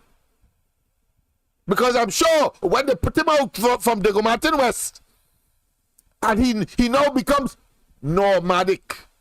Yeah, a person with no resting place, nomadic, all over the place looking for refuge. He will have none. And as Jack Warner rightly said, Trinidad is Kamla, Tobago is Fali, and since the country is named Trinidad and Tobago, Rowley will remain with the and he had to end up in the Bocas or over the Bocas. Over the Bocas. United States government that Prime Minister Keith Rowley and Stuart Young should be sanctioned to the United States government that Prime Minister Keith Rowley and Stuart Young should be sanctioned. We have continued to undertake. before we get to Kamala Prasad Misesa and her, yes, we have the whole thing, I tell you. We're joking tonight, whole thing. But let us, and she's always right. Let us hear when he called Guaido president. Minister Keith Rowley and Stuart Young should be sanctioned when we were in the middle of COVID and our borders were closed. And the vice president of Venezuela, who remains the vice president today, Delcy Rodriguez, wrote to us diplomatically and said, I would like to come to Trinidad and Tobago. And I, as the Minister of National Security, on the advice of the Prime Minister, allowed the Vice President of Venezuela to come to Trinidad and Tobago when we were in the middle of COVID and our borders were closed. And the Vice President of Venezuela, who remains the Vice President today, Delcy Rodriguez, wrote to us diplomatically and said, I would like to come to Trinidad and Tobago. And I, as the Minister of National Security, on the advice of the Prime Minister, allowed the Vice President of Venezuela to come to Trinidad and Tobago when we were in the middle of COVID and our borders were closed. The opposition led the charge on behalf of President Guaido, who they don't know where he is today, to say that the Prime Minister... He called him President Guaido. My goodness. Thank you very much, caller, for that observation. So, what is this man talking about?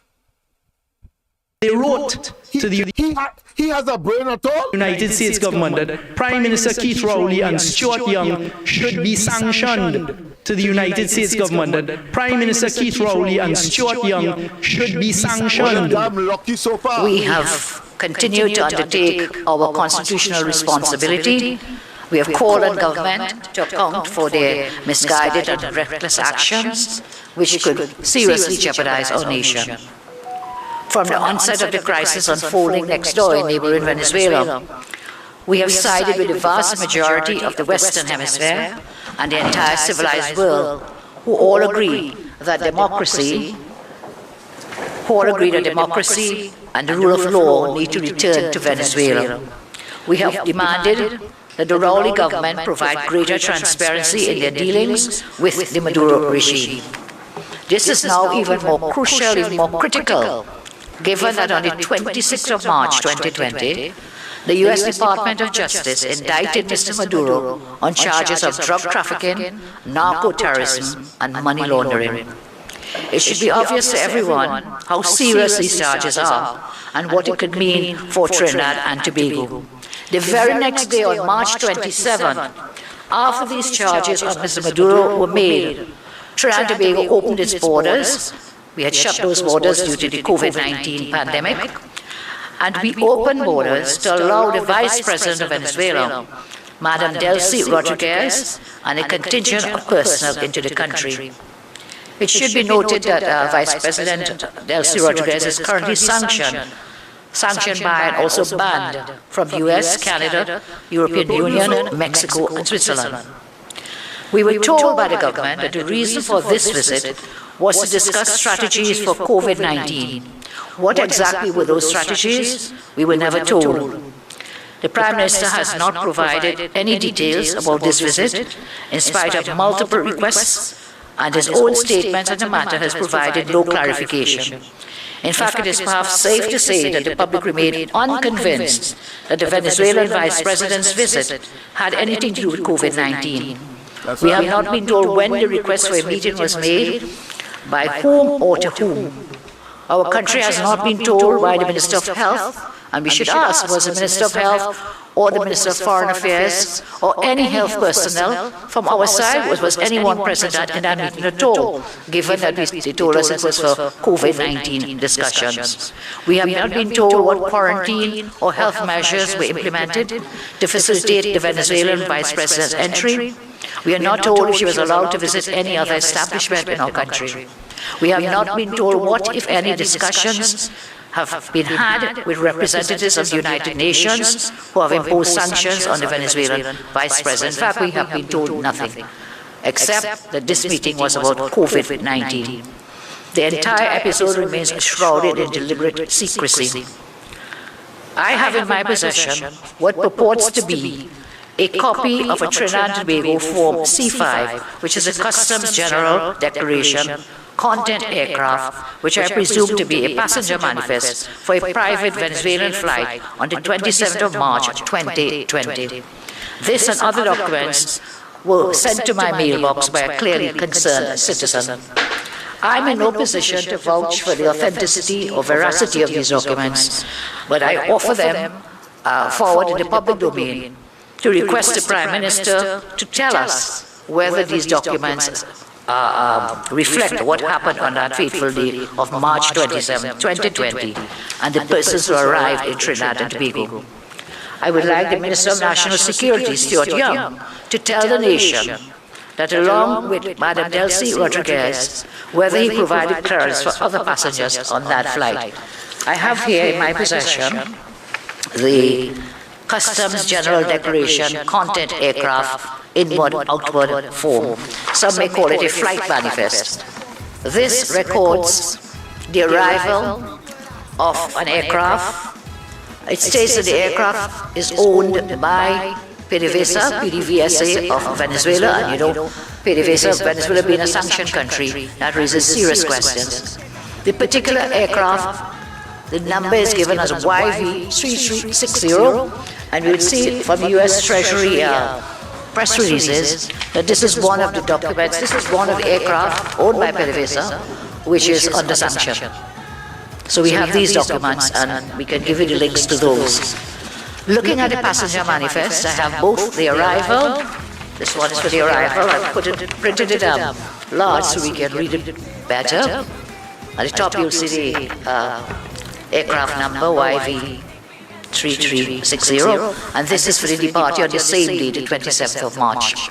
So this is what is called sometimes a flight manifest or passenger manifest. So let's take a look at the names of the passengers. And mind you, as I did some time ago, read out the response by the Permanent Secretary in the Prime Minister's office when I asked under the Freedom of Information Act that whether or not a copy of the flight manifesto or the flight was, of course, given, or the Prime Minister's office was aware of. They say no. They don't know who met her and her delegation at the airport. A vice president coming in. They make arrangement for she to come in. But nobody met her at the airport. And there was no reception delegation either at the office of the Prime Minister. This is a kind of what I consider to be shantytongue government. It's a shantytongue rowdy and them running. You don't know what they come for, but you invite them under COVID, and you leave your citizens out there. In short, they lie. Today I want to ask Prime Minister and National Security Minister, did Ms. Rodriguez have in her company, apart from the flight crew, 5 other persons on that flight, one of whom was the president of PDVSA, Asdrubal Jose Chavez Jimenez, president of PDVSA. Details, no the facts. Investigation on that flight, the passenger manifest also shows Juan Vincent Santana Migliacion, vice president of PDVSA Gas. If this is true, I don't see what they came to talk about COVID. These are people out of the petroleum company of Venezuela, the president and the vice president. Also in this passenger manifest is another person, Antonio Perez Suarez. He's the vice president of Commerce and Supply. The other passenger who is of interest there is Manuel Antonio Jimenez Herrera. He is an accountant of the National Constituent Assembly. But what is even more interesting, if you Google him, you will find also a director of, he's also the director of management as manager and accountant for the purposes of training, participation, accountability, delegated powers, and signing of contracts for the execution of works for the Assembly.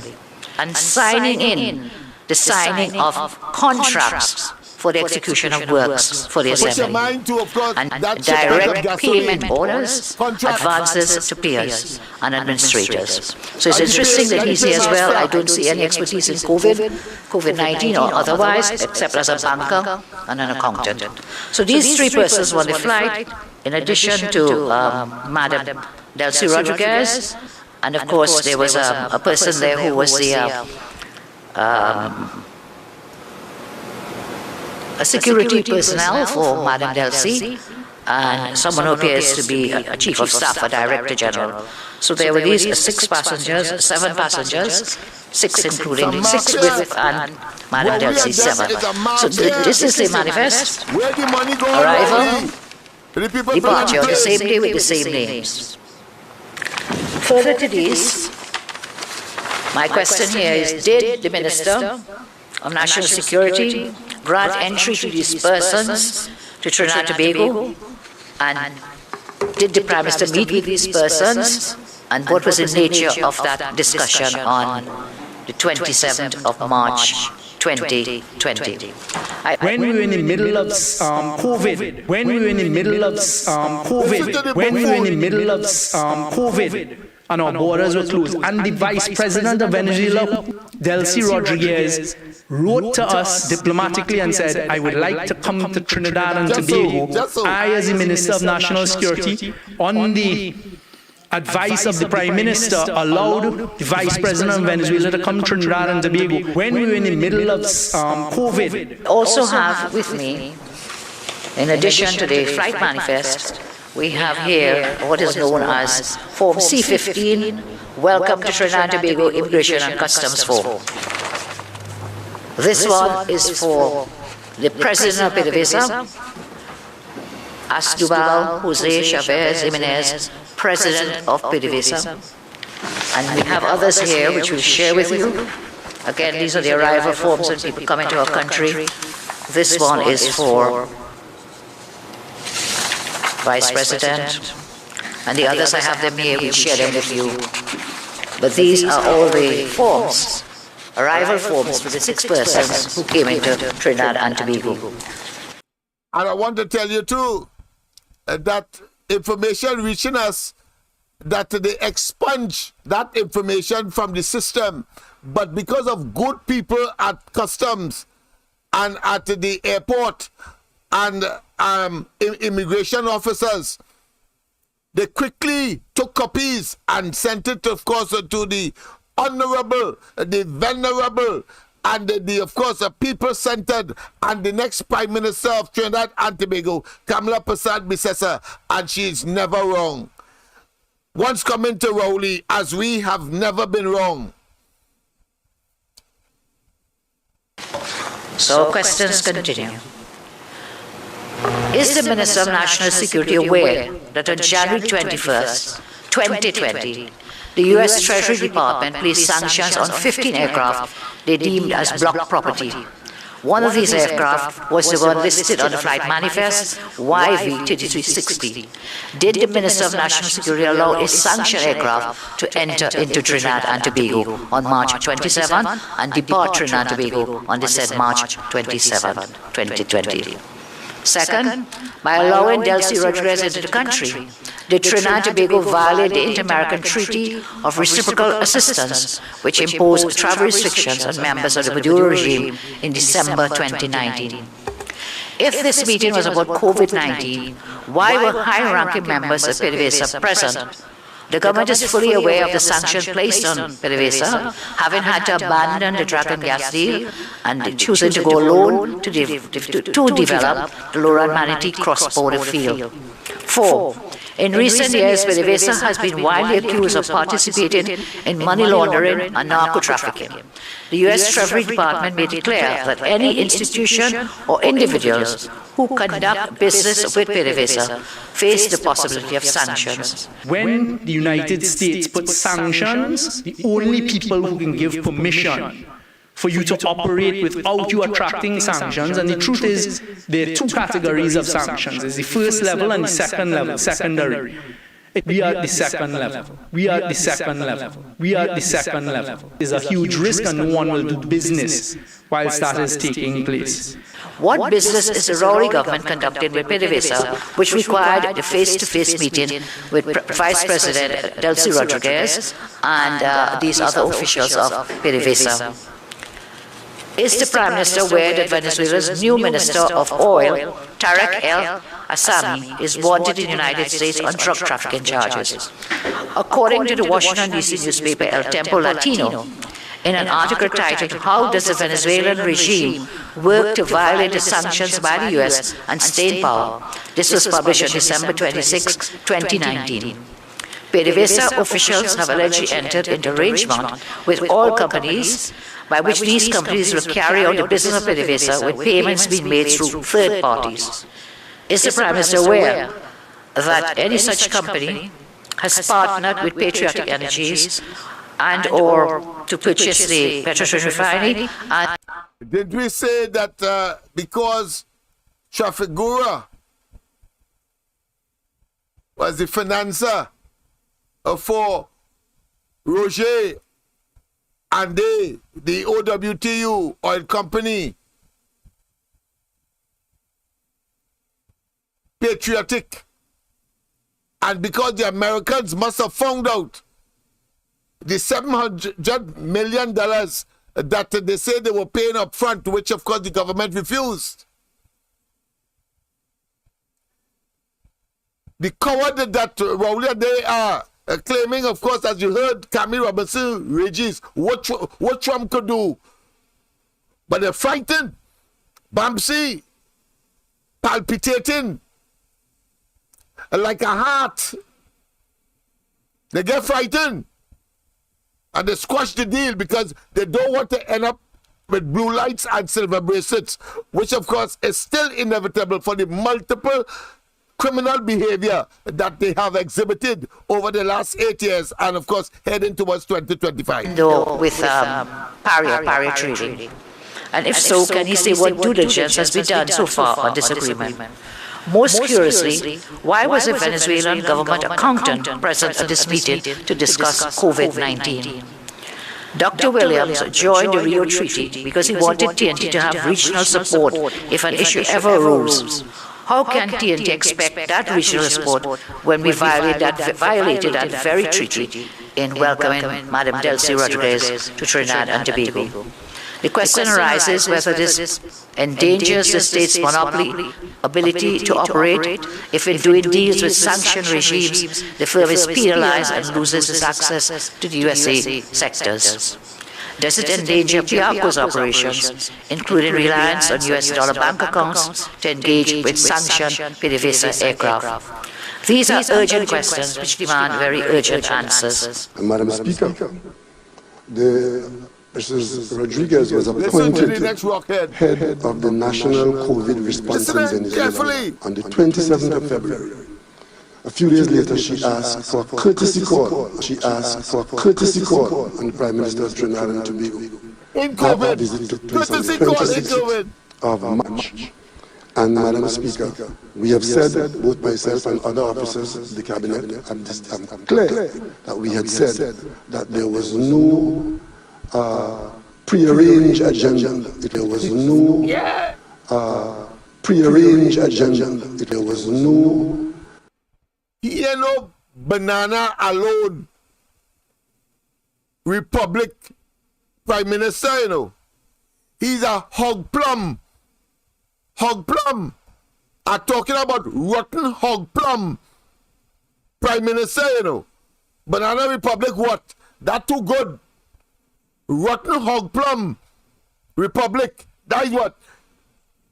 A vice president coming for a courtesy call. Wayfield is a new ambassador that coming, and nobody met her at the airport, and nobody met her at your diplomatic center. So it's ghosts there then. So all the ghosts out. All the ghosts out the airport. All the ghosts out the diplomatic center, and we must take all this serious. Prearranged agenda. It was a courtesy call in the context of our response to the COVID emergency, in the context of our response to the COVID emergency.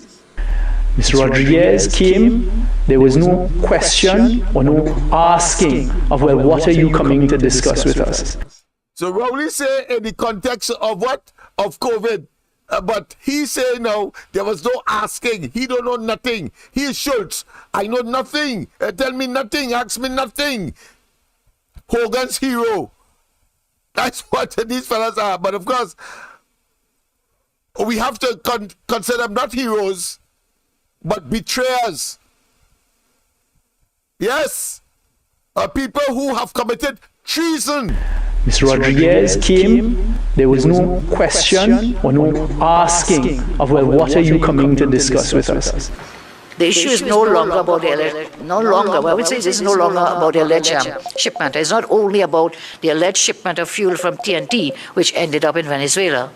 It is not about whether TNT will face sea.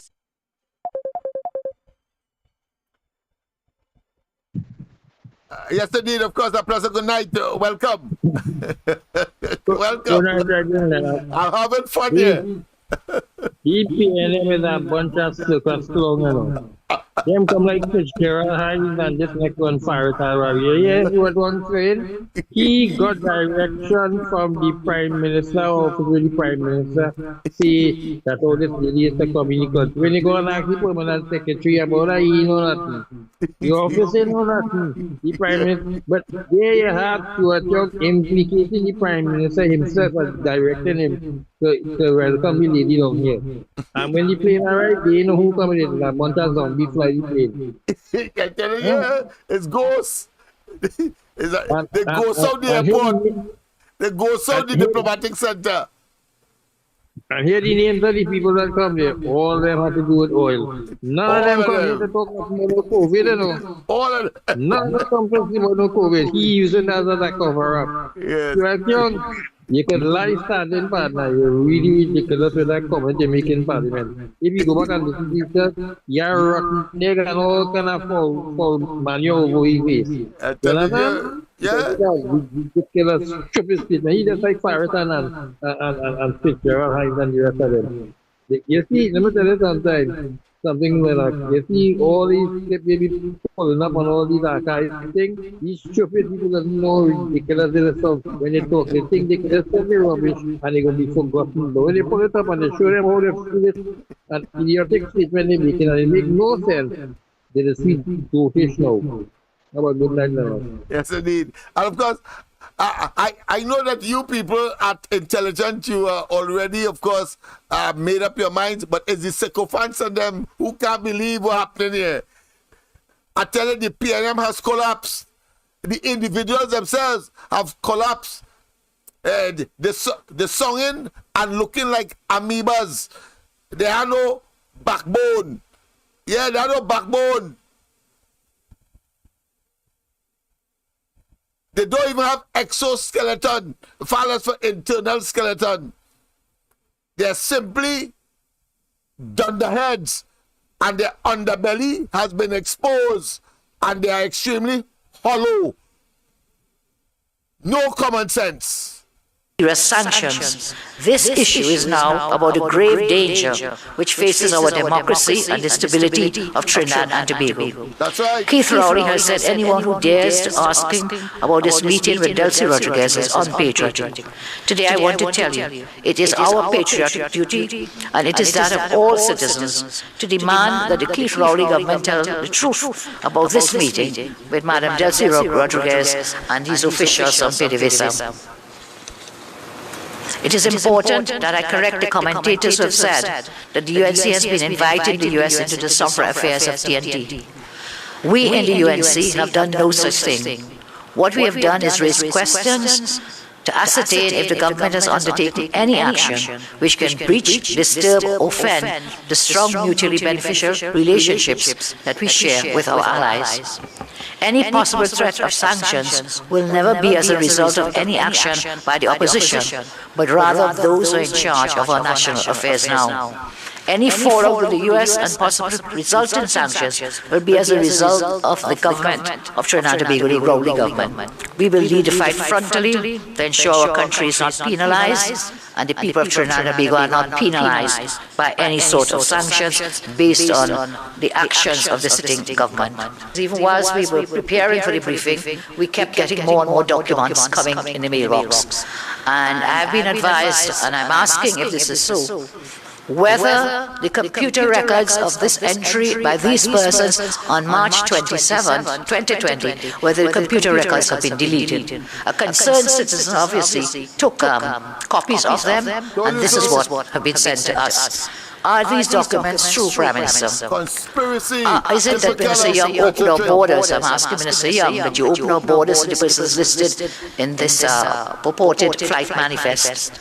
And did you do so knowingly that Venezuela is under sanctions, the aircraft owned by PDVSA under sanction, and indeed that we have treaty obligations, the reciprocal treaty that Dr. Williams took us into way back when, that we may have violated those obligations. Minister Young, what exactly were those discussions? As I see from the listing of persons, not one of them has anything in terms of COVID-19 expertise to have carried on discussions on COVID-19. What then was the discussion about? Is it merely coincidental that following upon this visit on the 26th of March, 27th March, that the very next day or soon thereafter, a shipment of gasoline out of Trinidad and Tobago was, an arrangement was broken, and Trinidad and Tobago agreed, Paria agreed to sell this gas as they did. Is it coincidental then that just the next day after PDVSA people visited Trinidad and Tobago, that we just happened to get what the minister can call a spot purchase of the gasoline?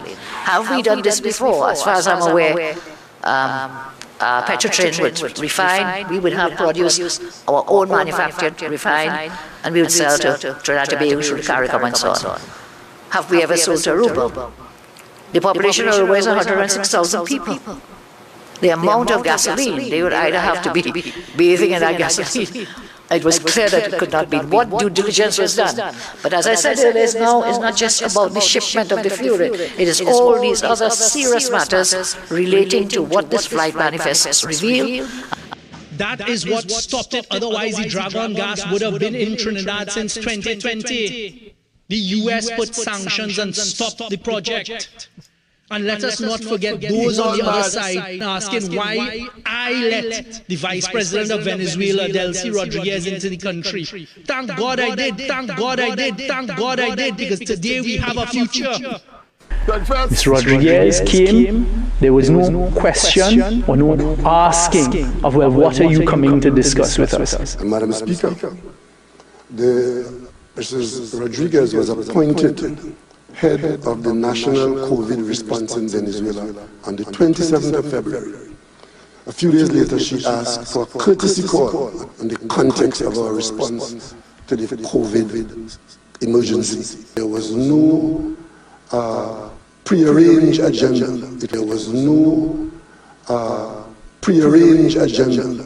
What business is the Rowley government conducting with PDVSA, which required the face-to-face meeting with Vice President Delcy Rodriguez and these other officials of PDVSA?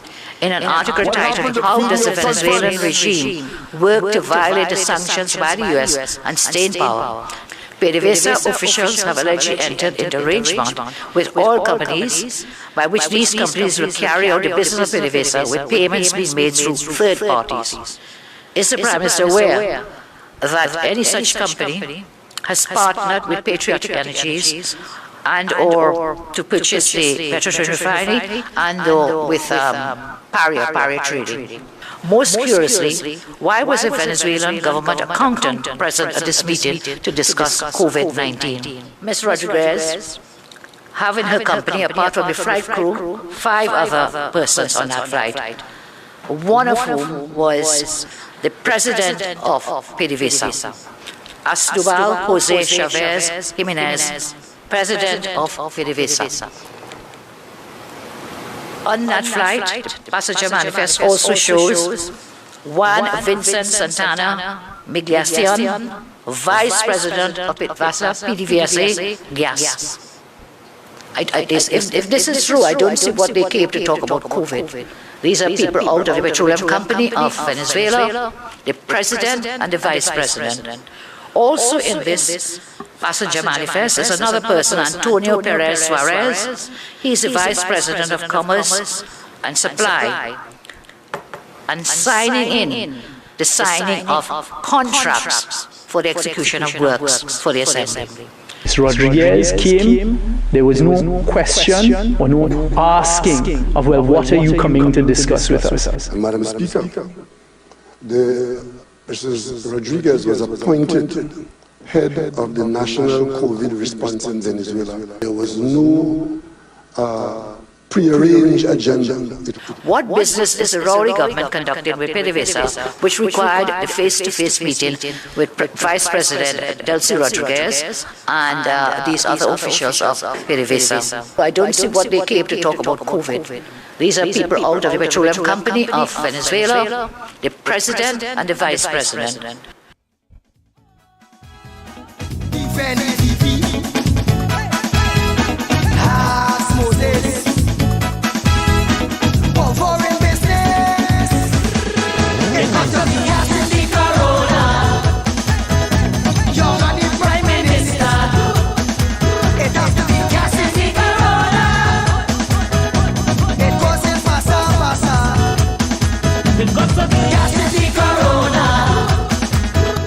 Yes, people, gas in the corona. But I'll tell you something, what I have proposed to do, I've already, of course, taken action to have retroactively look at this matter. So I will be writing to the American Embassy, the new, of course, ambassador, to take my document to the State Department, having regard to the recent information that was disclosed by Stuart Young and others, and compiling the entire thing.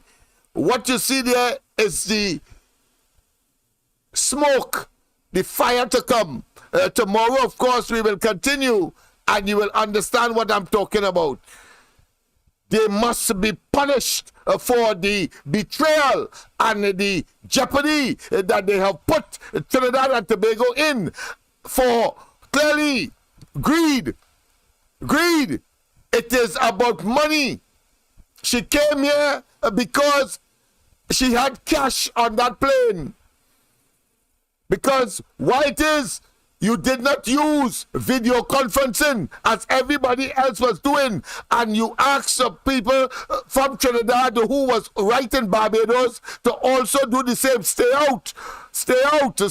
But you brought them in, and you're telling me about COVID, to talk about COVID, and you're keeping everybody out because of COVID.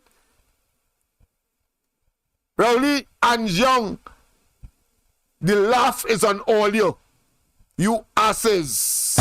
Trinidad to Aruba, because of the gas in the corona, end up in Venezuela. People, of course, we have come to the end. Yes, it's 30 minutes past. I know that you're waiting for more, but there is more. But of course, we will continue tomorrow night. Don't forget, of course, tomorrow morning, Andy, Mike, and myself, as we continue, of course, with issues that are relevant to Trinidad and Tobago. And no way that distraction will generate any traction. You know what I say? The distraction that was generated by, of course, attempting to take civil action against Ram Logan and Rabdin will have no traction. We will give it none. What we will do, we will, of course, write to the embassy to take our letter to the State Department and the relevant authorities to retroactively look at Rowley and his role in that breach of sanction. And the evidence will show by way of inference. You know, there's something called circumstantial evidence. Well, where we cannot get palpable, tactile, and of course, irrefutable evidence, we will look at circumstantial evidence to suggest that Rowley and they were part and parcel of a conspiracy to break the sanction that was imposed by the United States by getting, of course, this woman on a sanction plane to be here, and the possibility of World War III could have occurred, or the beginnings of it could have started at Piaco Airport, because Rowley and them don't know who came with her. They didn't have anybody to greet her at the airport, nobody to greet her at diplomatic center, but somehow they had a conversation. So they ghost out everything. That's all I could say. And these ghosts must understand that since ghosts are invisible, then they must invisible themselves out of government. See you tomorrow night. God bless. Have a wonderful rest of the night. It was beautiful indeed. And of course, that was Andy Williams. He even coined a song called Gas in the Corona, talking about Delcy Rodriguez. We'll play the entire thing for you tomorrow.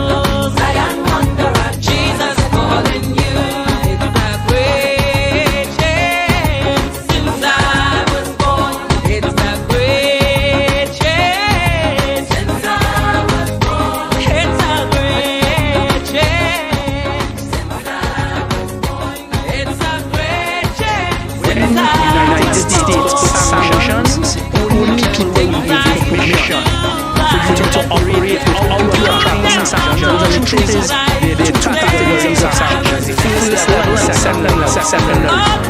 It may be a second level. It's a risk and one will do business while that is taking place. We recall the Prime Minister in one of his transparent press conferences not too long ago saying that it is as though you are pushing up